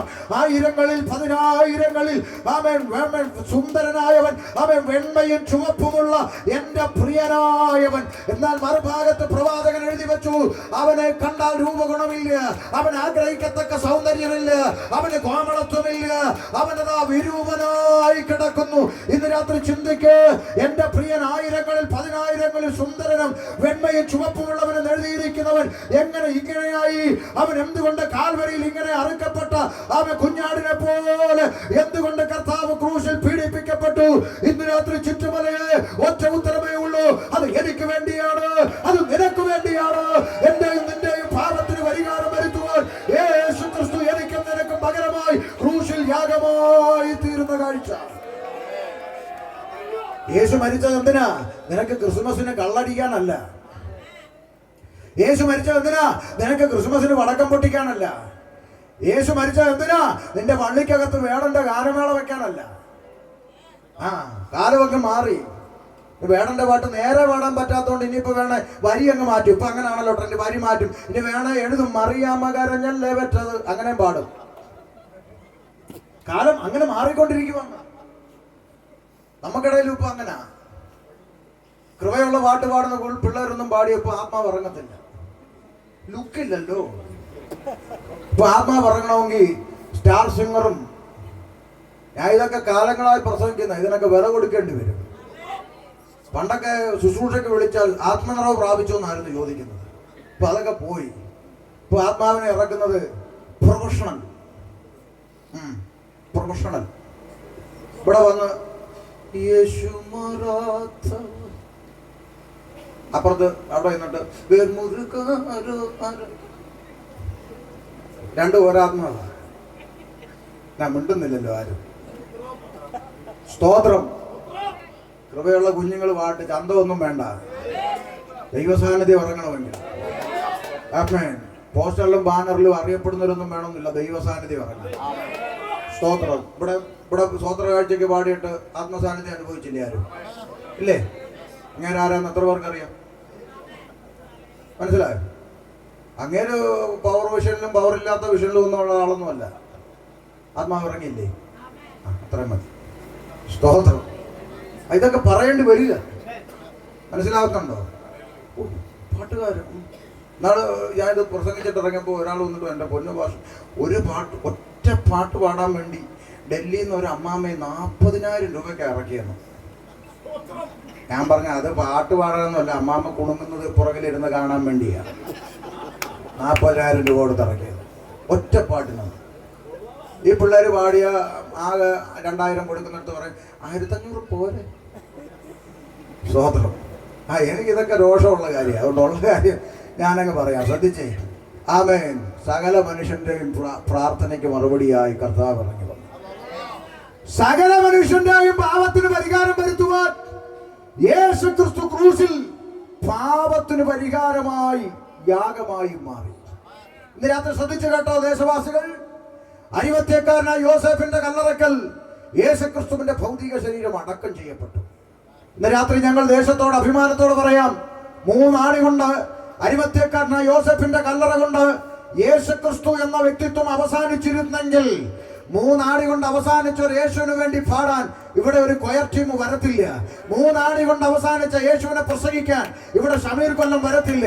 3 ആണി കൊണ്ട് അവസാനിച്ച യേശുവിന് വേണ്ടി ഇവിടെ ലിയോ ഫോൾഡ് ഒരു കൺവെൻഷൻ നടത്തത്തില്ല. പിന്നെ എന്തുകൊണ്ട് പാടുന്നു, എന്തുകൊണ്ട് പ്രസംഗിക്കുന്നു?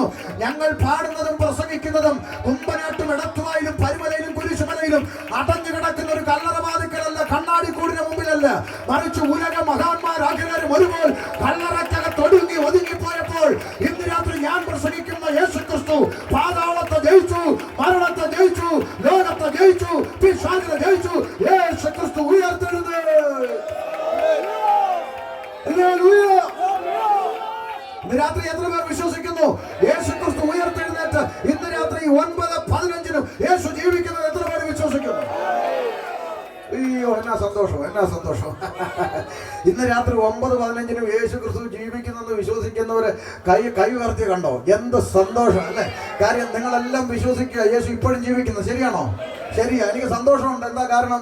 ഞങ്ങളുടെയൊക്കെ വീട്ടിനടുത്ത് പലരുടെയും വീട്ടിൽ യേശു ചത്തുകൂത്തി ഭിത്തിയെ കയറി, സത്യമായിട്ടും. പക്ഷെ നിങ്ങൾ വിശ്വസിക്കുന്നു യേശു ഇപ്പോഴും ജീവിക്കുന്നവരെ ഭിത്തി കയറ്റുമോ? ഉണ്ടെന്നില്ല.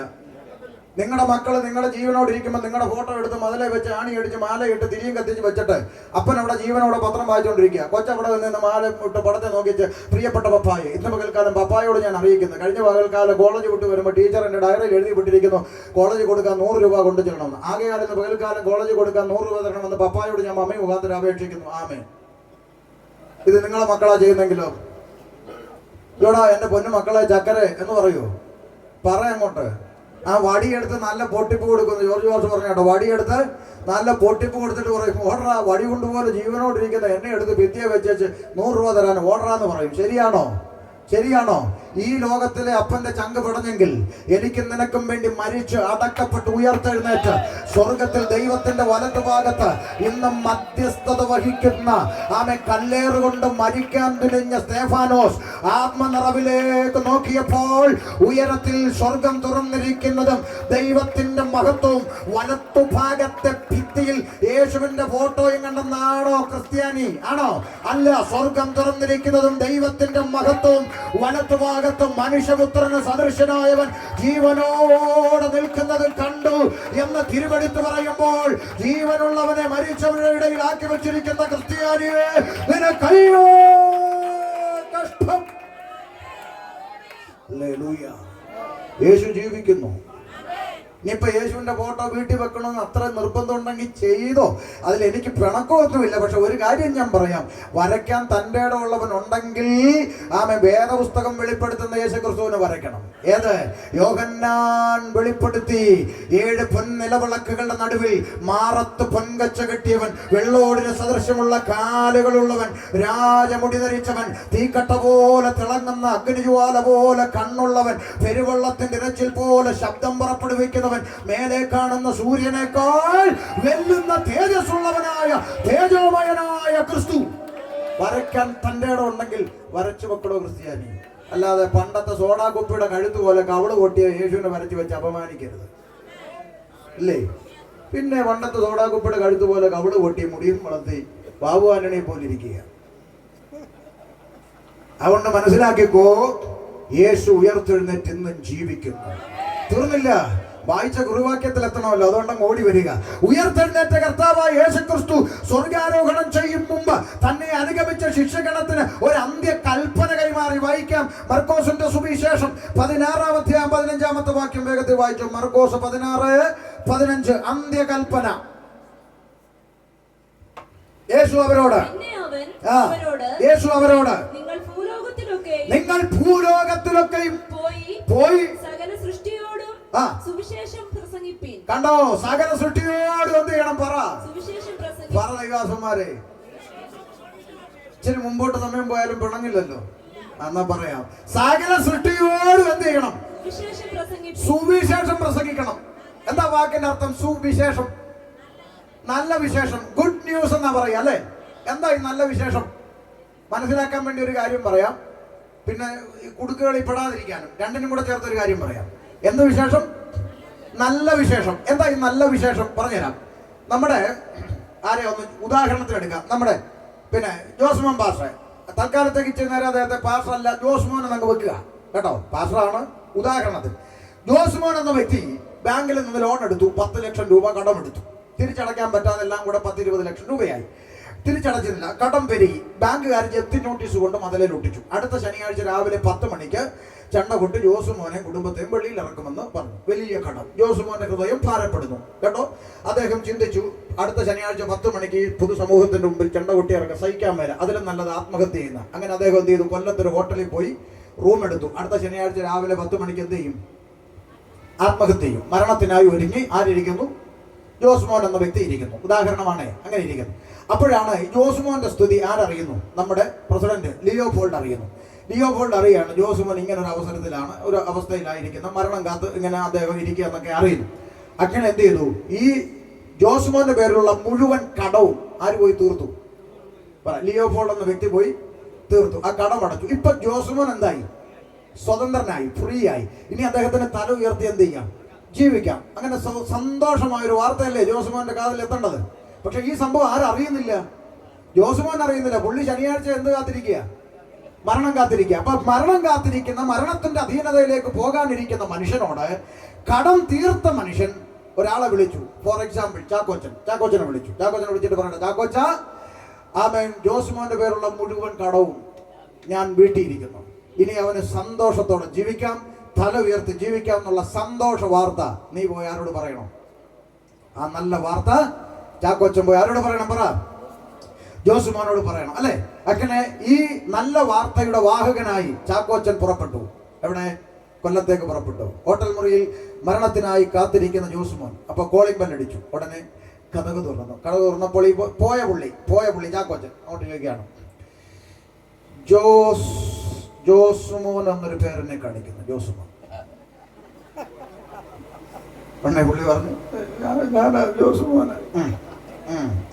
ചില കടഭാരത്തിന്റെ മണ്ഡലങ്ങൾ ഞാൻ കാണും. കടഭാരമുണ്ട്, മരിക്കാൻ ഭാരപ്പെടണ്ട.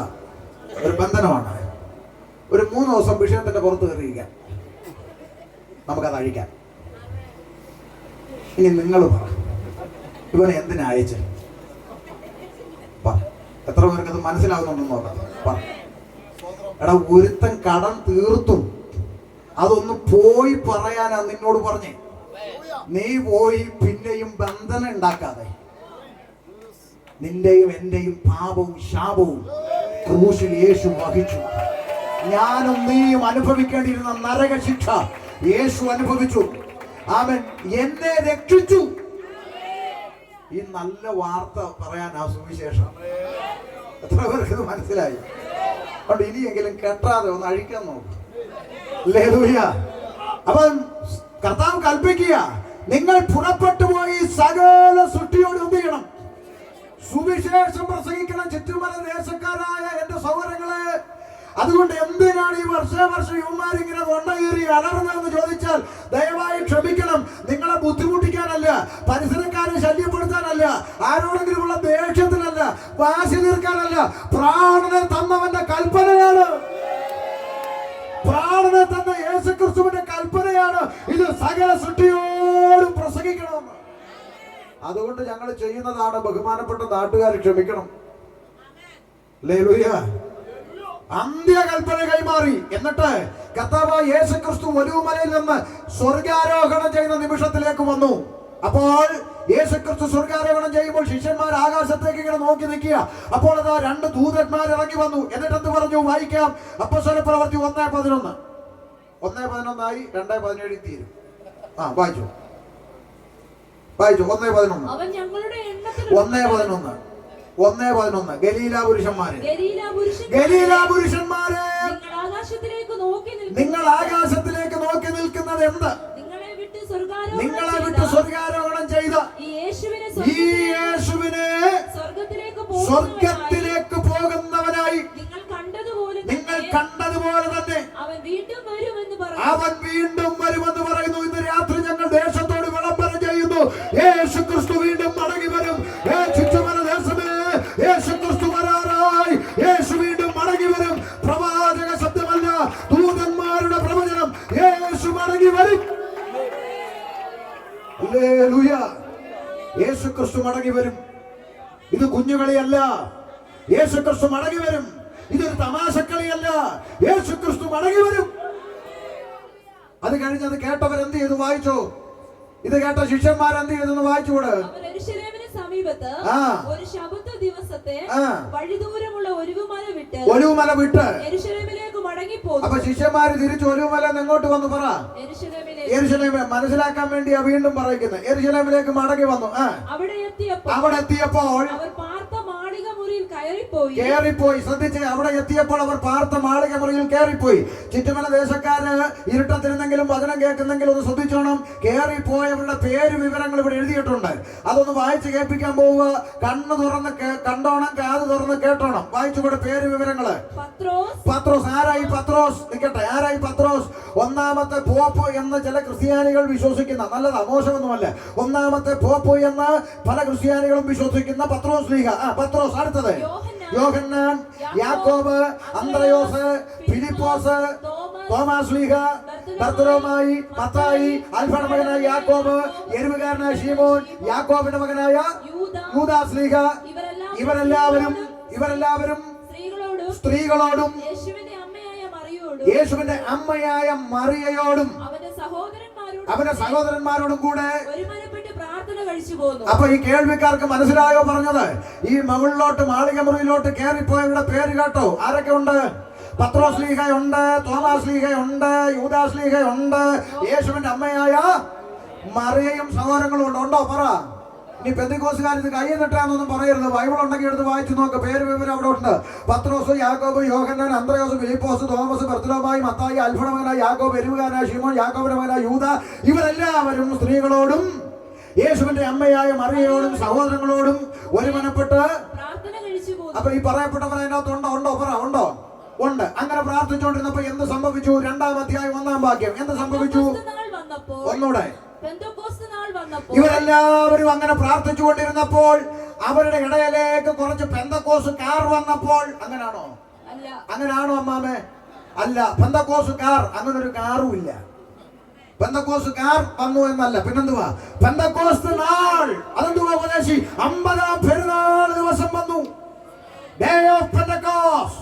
പെന്തക്കുസ്ത പെരുന്നാൾ ദിവസം വന്നു. വന്നപ്പോൾ എന്ത് ചെയ്തു? വായിക്കാം. എല്ലാവരും ഒരു സ്ഥലത്ത് ഒന്നിച്ച് പെട്ടെന്ന് കൊടിയ കാറ്റടിക്കുന്ന പോലെ ആകാശത്തുനിന്ന് ഒരു മുഴക്കമുണ്ടായി. അവർ ഇരുന്നിരുന്ന വീട് മുഴുവനും നിറച്ചു. അഗ്നിജ്വാല പോലെ പിളർന്നിരിക്കുന്ന നാവുകൾ അവർക്ക് പ്രത്യക്ഷമായി.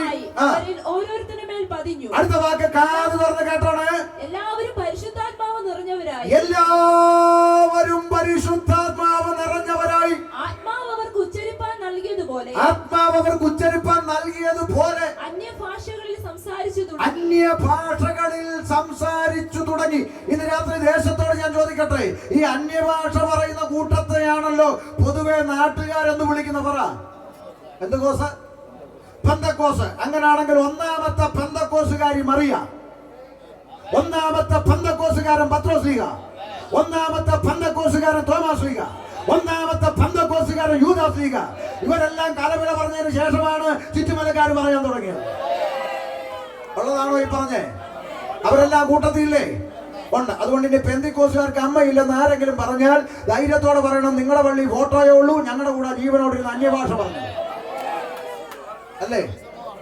പിന്നെന്താ നിങ്ങൾ അമ്മയെ അംഗീകരിക്കാത്ത? ആര് പറഞ്ഞു അംഗീകരിക്കത്തില്ലെന്ന്? ഞങ്ങൾ പറഞ്ഞു അമ്മയെ ബഹുമാനിക്കണം, ആദരിക്കണം. പക്ഷേ ആരാധനയ്ക്ക് യോഗ്യൻ ദൈവമേ ഉള്ളൂ, മധ്യസ്ഥനായവൻ ക്രിസ്തുവേ ഉള്ളൂ. പണ്ട് കാലം തൊട്ടേ ഞങ്ങൾ അത്രേ പറയത്തുള്ളൂ. ഞങ്ങൾ പറഞ്ഞപ്പം കൊഞ്ഞണം കുത്തി കാണിച്ചു. ഇപ്പൊ വത്തിക്കാനിൽ നിന്ന് പറഞ്ഞപ്പം തൃപ്തിയായി. ഞാൻ കഴിഞ്ഞ ആഴ്ച പോയിട്ട് വന്നു വത്തിക്കാനിൽ. മനോഹരമാണ്. പോയി കണ്ടു. പോപ്പിനെ കാണാൻ പറ്റിയില്ല, പക്ഷെ പോപ്പ് അഭിസംബോധന ചെയ്യുന്ന സ്ഥലവും കൊട്ടാരവും എല്ലാം കണ്ടു. മനോഹരം. പക്ഷെ അതുകൊണ്ടൊരു കാര്യം പറയാം. ആമേൻ. മധ്യസ്ഥ യേശു ക്രിസ്തു അല്ലാതെ മറ്റൊരുത്തൻ ഇല്ലെന്ന് ഞങ്ങൾ വർഷങ്ങളായി പറഞ്ഞത്. ഇപ്പൊ അവർക്ക് ബോധം വന്നു എന്നുള്ളതേ ഉള്ളൂ. ഇനി എന്തെല്ലാം ബോധം വരാൻ കിടക്കുന്നു. വന്നോളൂ. ആമേൻ. ഞങ്ങൾ പറഞ്ഞത് തിരുവെഴുത്തായതുകൊണ്ട് അത് മാറത്തില്ലെന്ന്. അതായി പറഞ്ഞത്. ഞങ്ങളുടെ മേന്മ കൊണ്ടല്ല, തിരുവെഴുത്ത് മാറത്തില്ല. തിരുവെഴുത്തിൽ എഴുതിയിരിക്കുന്നു, എല്ലാവരും ആത്മാവ് നിറഞ്ഞവരായി അന്യഭാഷകളിൽ സംസാരിക്കാൻ തുടങ്ങി. ആ പരിശുദ്ധാത്മാവിന്റെ നിറവിൽ ഒരാൾ പ്രസംഗിക്കാൻ എഴുന്നേറ്റു. ആരാ? പറ. വേഗം പറ. സമയം തീർന്നു. വേഗം പറ. പത്രോസ് ലീഗ പരിശുദ്ധാത്മാവിന്റെ നിറവിൽ എഴുന്നേറ്റു ഒറ്റ പ്രസംഗം. ആമേൻ. എന്ത് സംഭവിച്ചു? 2:37. കേട്ടവർക്ക് എന്ത് സംഭവിച്ചു? 2:37. ഇത് കേട്ടിട്ട് നിൽക്കട്ടെ. പരിശുദ്ധാത്മാവിൽ നിറഞ്ഞ ഒറ്റ പ്രസംഗം കേട്ടവർക്ക് എന്തുകൊണ്ട്? പറ. ഇവര് പറയട്ടെ. ബൈബിൾ ഉള്ളവരെല്ലാം പറ. എന്തുകൊണ്ടു? കുത്തുകൊണ്ടു. നിങ്ങളുടെ ആരുടെയെങ്കിലും ബൈബിളിൽ ഇക്കിളി കൊണ്ടു എന്നുണ്ടോ? ഉണ്ടോ? പറ. ഉള്ളത് പറ. ഇല്ലല്ലോ. പിന്നെന്തുവാ കൊണ്ടത്? കുത്തുകൊണ്ടു. അപ്പൊ ഒരു കാര്യം നിങ്ങൾ ഉറപ്പിച്ചല്ലോ, ഈ പുസ്തകത്തിൽ പറയുന്ന, ബൈബിളിൽ പറയുന്ന പരിശുദ്ധാത്മാവ് നിറഞ്ഞവൻ ആത്മനിറവിൽ പ്രസംഗിച്ചാൽ കേട്ടവർക്ക് എന്തുവാ കൊള്ളുന്നേ? കുത്തല്ലേ കൊള്ളുന്നേ? അപ്പൊ ഇടയ്ക്ക് ചങ്കത്ത് കുത്തുകൊള്ളുന്ന ഓർത്തോണം. പ്രസംഗിക്കുന്നവൻ പരിശുദ്ധാത്മാവിലാ പ്രസംഗിക്കുന്നത്. പക്ഷെ ഇന്ന് കുത്തുകൊള്ളുന്ന പ്രസംഗമൊന്നും നമുക്ക് വേണ്ട. അങ്ങനെയുള്ള പ്രസംഗകര് ഇപ്പൊ നമുക്ക് കുത്തൊന്നും ഇല്ലല്ലോ. ഇപ്പൊ കൺവെൻഷൻ കഴിഞ്ഞ് വീട്ടിലോട്ട് പോകുമ്പോൾ ഫോൺ എടുത്ത് 5 മിസ് കോള് സൂസമ്മ വിളിച്ചു. ഉടനെ അടുത്ത് എടി വിളിച്ചായിരുന്നോ അടിയാ, ഞാൻ കൺവെൻഷനിലായിരുന്നു, അതാ എടുക്കാൻ. ആണോ, എങ്ങനെ ഉണ്ടായിരുന്നടി? ഒന്ന് വരണമായിരുന്നടി, ചിരി ചിരി ചിരി. ഇതാണ് ഇപ്പോഴത്തെ ഡയലോഗ്. അപ്പൊ അത് മതിയല്ലോ. ഇപ്പൊ കുറ്റബോധവും വേണ്ട, മാനസാന്തരവും വേണ്ട, കുറവുകളും ബോധ്യം വരണ്ട. ചിരിച്ച് 11 മണി വരെ ചിരിച്ചു. നല്ലതാ. ഞാൻ പഠിച്ച വേദപുസ്തകത്തിൽ പരിശുദ്ധാത്മാവ് നിറഞ്ഞവൻ ആത്മനിറവിൽ പ്രസംഗിച്ചപ്പോൾ ചങ്കത്തു കുത്തുകൊണ്ടെന്ന് ഇരുവായ്ത്തലയുള്ള ഏത് വാളിനേക്കാളും മൂർച്ചയേറിയതും സദ്യവഞ്ച മാംസങ്ങളെ വേർപിടിവിക്കും വരെ തുളച്ചു ചെല്ലുന്ന ജീവന്റെ വചനം അകത്തോട്ട് തുളച്ചു കയറി ചങ്കത്ത് കുത്തുകൊണ്ടു. മനസ്സിലായോ? മനുഷ്യനെ സുഖിപ്പിക്കാനും സന്തോഷിപ്പിക്കാനും വേണ്ടിയല്ല ദൈവവചനം പ്രസംഗിക്കപ്പെടുന്നത്. പാപബോധവും മാനസാന്തരവും വരാൻ വേണ്ടിയാണ്. അകത്തോട്ട് തുളച്ചു കയറി കുത്തുകൊണ്ടവരെല്ലാം കൂടെ എന്ത് ചെയ്തു? പ്രസംഗിച്ചവന്റെ കൊങ്ങായിക്ക് പിടിച്ചെന്നാണോ മോളെ വായിക്ക്? കുത്തുകൊണ്ടവർ എന്ത് ചെയ്തെന്ന് കേൾക്കട്ടെ. അവർ കുത്തുകൊണ്ട് പത്രോസിനോടും ശേഷം അപ്പോസ്തലന്മാരോടും സഹോദരന്മാരായ പുരുഷന്മാരെ ഞങ്ങൾ എന്ത് ചെയ്യണം? കുത്തുകൊണ്ടവരെല്ലാം കൂടെ ഒരു ചോദ്യം. ദൈവദാസന്മാരെ, നിങ്ങൾ ഓരോ വാക്കും പ്രസംഗിക്കുമ്പോൾ എന്റെ ചങ്കത്ത് കുത്തുകൊള്ളുകായിരുന്നു. പറ ഞങ്ങൾ എന്ത് ചെയ്യണം? അടുത്ത വാക്ക് പോപ്പ് അവരോട് ഷമീർ കൊല്ലം അല്ല, ലിയോഫോൾഡ് അല്ല, പത്രോസ് ലീഗ അവരോട് എന്താ പറഞ്ഞേ? നിങ്ങൾ മാനസാന്തരപ്പെട്ട് നിങ്ങളുടെ പാപങ്ങളുടെ മോചനത്തിനായി നിൽക്കട്ടെ. പാപമോചനത്തിന് എന്ത് വേണമെന്ന്? മാനസാന്തരപ്പെട്ട് സ്നാനപ്പെടാനെന്ന്. ഇങ്ങേർക്ക് വല്ല കാര്യമുണ്ട്? ഇങ്ങേരായി മനക്കടക്കം ഉണ്ടാക്കിയത്. സത്യത്തിൽ ഇങ്ങേർക്ക് പറഞ്ഞുകൂടായിരുന്നോ? നിങ്ങൾക്ക് പാപമോചനം വേണമെങ്കിൽ ഓരോരുത്തരും ഞങ്ങളുടെ അടുക്കൽ വന്ന് കുമ്പസരിപ്പീൻ. അങ്ങനെ പറഞ്ഞെങ്കിൽ ഇന്ന് ഞാനും അതല്ലേ പറയത്തുള്ളായിരുന്നു, പാസ്റ്ററും അതല്ലേ പറയത്തുള്ളായിരുന്നു. ഇപ്പൊ ഇങ്ങേരായി മനക്കാട് ഉണ്ടാക്കിയത്. അങ്ങേര് പറഞ്ഞു, ഞങ്ങളുടെ അടുക്ക വന്നേറ്റ് പറയാനല്ല, നിങ്ങൾക്ക് പാപമോചനം വേണോ? ഓരോരുത്തർ മാനസാന്തരപ്പെട്ട് സ്നാനമേൽപ്പീൻ. പോപ്പ് പറഞ്ഞത് ഞങ്ങൾ ഏറ്റു പറയുന്നതേ ഉള്ളൂ, ഞങ്ങളല്ല ഇത് തുടങ്ങി വെച്ചത്. ഒന്നാമത്തെ പത്രോസ് ലീഗ വിളിച്ചു പറഞ്ഞു, പാപമോചനം വേണോ? ഒരു നാണയത്തുട്ട് ചെലവാക്കണ്ട, ഒരു മെഴുകുതിരി കത്തിക്കേണ്ട, 1 കിലോമീറ്റർ നടക്കണ്ട, ഒരു നാണയത്തുട്ട് ചെലവാക്കണ്ട, മാനസാന്തരപ്പെട്ട് സ്നാനപ്പെടുവിൻ, എന്നാൽ പാപമോചനം ലഭിക്കും. അത് തന്നെ ഞങ്ങളും പറയുന്നുള്ളൂ. ഒരു വരി കൂട്ടി പറയുന്നില്ല, ഒരു വാക്ക് കുറച്ച് പറയുന്നില്ല. മാനസാന്തരപ്പെട്ട് സ്നാനപ്പെട്ടാൽ നിങ്ങൾക്ക് പാപമോചനം തരാമെന്ന് പറഞ്ഞു ദൈവമാണ്. അതുകൊണ്ടാണ് കലക്കവെള്ളത്തിൽ മുങ്ങുന്നത്. മാനസാന്തരപ്പെട്ട് സ്നാനമേൽപ്പിൻ, എന്നാൽ പരിശുദ്ധാത്മാവെന്ന ദാനം ലഭിക്കും. വാഗ്ദത്തം അഥവാ പരിശുദ്ധാത്മാവ് നിങ്ങൾക്കും നിങ്ങളുടെ മക്കൾക്കും നമ്മുടെ ദൈവമായ കർത്താവ് വിളിച്ചു വരുത്തുന്ന ദൂരസ്ഥരായ ഏവർക്കുമുള്ളതല്ലോ എന്ന് പറഞ്ഞു. അടുത്ത വാക്ക്, മറ്റു പല വാക്കുകളാലോ അവൻ സാക്ഷ്യം പറഞ്ഞവരെ പ്രബോധിപ്പിച്ചു. ഈ വക്രതയുള്ള തലമുറയിൽ നിന്ന് രക്ഷിക്കപ്പെടുമെന്ന് അവൻ അവരോട് അവന്റെ വാക്ക് കൈക്കൊണ്ടവർ സ്നാനമേറ്റു. അടുത്ത വാക്ക്, 3000-ഓളം പേർ അവരോട് ചേർന്നു. ഒന്നുകൂടെ, 3000-ഓളം പേർ അവരോട് ചേർന്നു. ചങ്കത്ത് കുത്തുകൊള്ളുന്ന ഒറ്റ പ്രസംഗം. 3000-ഓളം പേർ രംഗത്ത് വന്നിട്ട് പറഞ്ഞു, ഞങ്ങൾക്ക് സ്നാനപ്പെടണം. അതാണ് പെന്തക്കോസ്തിന്റെ അനുഭവം. പിടിച്ചും വലിച്ചും കൊണ്ടുവന്നതല്ല, നിർബന്ധിച്ചു കൊണ്ടുവന്നതല്ല. 3000 എണ്ണം രംഗത്ത് വന്നിട്ട് പറഞ്ഞു, ഞങ്ങൾക്ക് സ്നാനപ്പെടണം. കൈവക്കാൻ പറഞ്ഞില്ല. ഇന്ന് ലേലം വിളിയ, ആർക്ക് വേണോ? യേശുവിനെ കൈപൊക്ക്.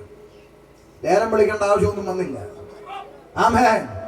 ഒറ്റ പ്രസംഗം, ആത്മനിറവിൽ കുത്തുകൊള്ളുന്ന ഒറ്റ പ്രസംഗം. 3000 എണ്ണം രംഗത്ത് വന്നിട്ട് പറഞ്ഞു, ഞങ്ങൾക്ക് സ്നാനപ്പെടണം പാസ്റ്ററേ. അങ്ങനെയാ ദൈവസഭ വളർന്നേ. മനസ്സിലായോ?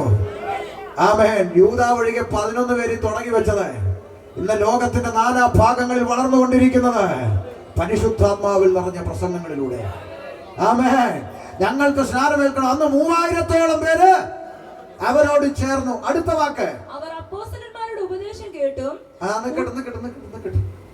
അത് പറയേണ്ട ഒരു കാര്യമാണ്. 3000 പേര് സ്നാനപ്പെട്ടപ്പം പത്രോസ് എല്ലാരും സ്നാനപ്പെട്ടോ? ഇനി ആരെങ്കിലും മുങ്ങാൻ ബാക്കിയുണ്ടോ? ഇല്ല. എല്ലാരും മുങ്ങിയല്ലോ. മുങ്ങി. ഇനി എവിടാന്ന് വെച്ചാൽ ചെന്ന് കയറിക്കും. അങ്ങനെ പറഞ്ഞോ? ഇന്ന് ചില പാസ്റ്ററൊന്നും വിളിക്കാൻ പറ്റത്തില്ല. ഇന്ന് ചില ഇങ്ങനെയാ പഠിപ്പിക്കുന്നത്. എന്താണെന്നറിയാം? അമ്മമ്മ സ്നാനപ്പെടും. ഇല്ല, ആഗ്രഹമുണ്ട്. ഉണ്ടോ? എന്നാ പിന്നെ ഇവിടെ വന്ന് സ്നാനപ്പെടും. എന്നിട്ട് എവിടാന്ന് വെച്ചാൽ കാട്ടുകള്ളന്മാരാണ് അങ്ങനെ പഠിപ്പിക്കുന്നത്. വെറും കള്ളനല്ല, എന്ന് പറഞ്ഞാൽ മനസ്സിലായോ? എന്ന് പറഞ്ഞാൽ സ്നാനപ്പെട്ടവർക്ക് അപ്പോസ്തോലിക ഉപദേശം വേണമെന്ന് തിരുവെഴുത്ത് പറയുന്നു. അപ്പോസ്തലന്മാർ 1-ാം നൂറ്റാണ്ട് തൊട്ട് പഠിപ്പിച്ച അപ്പോസ്തോലിക ഉപദേശം നമുക്ക് തിരുവെഴുത്തായി കരങ്ങളിൽ ലഭിച്ചിരിക്കുമ്പോൾ സ്നാനപ്പെട്ടവൻ അപ്പോസ്തോലിക ഉപദേശം കേട്ടു. അടുത്തത് പറയുന്നു കൂട്ടായ്മ ആചരിച്ചു. അപ്പൊ ഉപദേശം കേൾക്കണമെങ്കിൽ എവിടെ വരണം? കൂട്ടായ്മയ്ക്ക് വരണം. കുഞ്ഞമ്മയുടെ മോളെ കല്യാണത്തിന് കൂട്ടായ്മ മുടക്കി പോകരുത്. കൂട്ടായ്മ ആചരിച്ചു. അടുത്തത് അപ്പം നുറുക്കി. അടുത്തത് പ്രാർത്ഥന കഴിച്ചും പോന്നു. ആ കൂട്ടത്തെ നോക്കി സ്വർഗം ഒരു പേര് വിളിച്ചു. അതാണ് കുറിവാക്യം. 47-ാം വാക്യം വായിച്ച് പുസ്തകം അടയ്ക്കാം. അവിടെ മതി, അടച്ചോ, പുസ്തകം അടച്ചോ. ആ കൂട്ടത്തെ നോക്കി സ്വർഗത്തിലെ ദൈവം വിളിച്ച പേരാണ് സഭ. അപ്പൊ ഭൂമിയിൽ ദൈവത്തിനൊരു പള്ളിയുണ്ടോ? ഉണ്ട്. ഏതാണ് ആ പള്ളി? ഏതാണ് ആ സഭ? ഒന്ന്, മാനസാന്തരപ്പെട്ട കൂട്ടം, സ്നാനപ്പെട്ട കൂട്ടം, ആത്മനിറവ് പ്രാപിച്ച കൂട്ടം, ഉപദേശമുള്ള കൂട്ടം, അപ്പം നുറുക്കി പ്രാർത്ഥന കഴിക്കുന്ന കൂട്ടം. ആ കൂട്ടത്തെ നോക്കി സ്വർഗം വിളിച്ച പേരാ കുഞ്ഞെ സഭയോട് ചേർത്ത് കൊണ്ടിരുന്നു. അത് പുഴവക്കത്ത് കൂടിയാലും മരച്ചുവട്ടി കൂടിയാലും കെട്ടിടത്തിന്റെ മേലെ കൂടിയാലും ചന്തമൈതാനത്ത് കൂടിയാലും ആ കൂട്ടത്തിന്റെ പേരാണ് സഭ. ആ സഭയ്ക്കകത്ത് ഷമീറുണ്ട്, ലിയോയുണ്ട്, സുരേഷുണ്ട്, നാരായണനുണ്ട്, ഗോപാലകൃഷ്ണനുണ്ട്, മുഹമ്മദ് കുട്ടിയുണ്ട്. അതുകൊണ്ടാണ് വെളിപ്പാട് പുസ്തകത്തിൽ കുറിച്ചു വെച്ചത് സകല ജാതികളിൽ നിന്നും, സകല ഗോത്രങ്ങളിൽ നിന്നും, സകല ഭാഷകളിൽ നിന്നും, സകല വംശങ്ങളിൽ നിന്നും ആർക്കും എണ്ണിക്കൂടാൻ കൂടിയാത്ത വലിയൊരു പുരുഷാരം കുഞ്ഞാടിന്റെ മുമ്പിൽ നിൽക്കുന്നത് കണ്ടു. ജാതി മത വർണ്ണവർഗ വ്യത്യാസമില്ലാതെ സകലരും സൃഷ്ടാവിനെ അറിയണമെന്ന് മാത്രമാണ് സുവിശേഷത്തിന്റെ ലക്ഷ്യം. അതുകൊണ്ടാണ് ഷമീർ അബ്ദുൽ സലാം യേശുക്രിസ്തുവിനെ പ്രസംഗിക്കുന്നത്. മനസ്സിലായെന്ന് വിശ്വസിക്കുന്നു. കരങ്ങൾ ഉയർത്തി ദൈവത്തെ സ്തുതിച്ചാട്ടെ. ആമേൻ. അതുകൊണ്ട് ആമേൻ, ആമേൻ, ആമേൻ. കർത്താവ് രക്ഷിക്കപ്പെടുന്നവരെ ദിനം പ്രതി സഭയോട് ചേർത്തുകൊണ്ടിരുന്നു. ഒരു വാക്ക് പറഞ്ഞു നിർത്താം.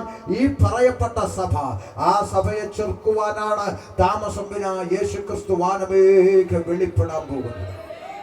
ഒരു നിമിഷം നമ്മെ തന്നെ ദൈവകരങ്ങളിൽ ഏൽപ്പിക്കാം. ആമേൻ, ആമേൻ. ഇന്ന് രാത്രി ആ കാഹളം ധ്വനിച്ചാൽ, ഇന്ന് രാത്രി ആ കർത്താവ് വന്നാൽ, ആമേൻ, എനിക്കും ആ കർത്താവിനോടുകൂടെ പോകണം, അല്ല ഞാനും പോകുമെന്ന് ഇന്ന് രാത്രി തീരുമാനമുള്ളവരെല്ലാം ഒരു നിമിഷം നമ്മെ തന്നെ ദൈവകരങ്ങളിൽ ഏൽപ്പിക്കാം. അയ്യോ, ഞാനിതൊന്നും അറിഞ്ഞില്ല, എനിക്കിത് അറിയത്തില്ലായിരുന്നു എന്ന് നാളെ ദൈവസന്നിധിയിൽ പറയാൻ ഈ ശബ്ദപരിധിയിൽ കേട്ടുകൊണ്ടിരുന്ന ഒരാൾക്ക് പോലും ഇനി അനുവാദമില്ല. കാരണം ഒരു കൊച്ചു കുഞ്ഞിന് മനസ്സിലാകുന്നത് പോലെയാ ഇന്ന് രാത്രി ഏറ്റവും ലളിതമായ സുവിശേഷം ഈ ദേശത്തിന്റെ മുമ്പിൽ സ്വർഗം പ്രദർശിപ്പിച്ചത്. അങ്ങനെയാണെങ്കിൽ എനിക്കിത് അറിയത്തില്ലായിരുന്നു എന്ന് പറയാൻ വ്യവസ്ഥയില്ല. ആമേൻ. ഒരിക്കൽ കൂടി ഞങ്ങൾ വിളംബരം ചെയ്യുന്നു, മറ്റൊരുത്തനിലും രക്ഷയില്ല. മാനവജാതിക്ക് രക്ഷ പ്രാപിപ്പാൻ, പാപമോചനം പ്രാപിപ്പാൻ ആകാശത്തിന്റെ കീഴിൽ മനുഷ്യരുടെ ഇടയിൽ നൽകപ്പെട്ട ഏക നാമം അത് കർത്താവായ യേശുക്രിസ്തുവിന്റെ നാമം. ഒരു നിമിഷം നമുക്ക് ദൈവ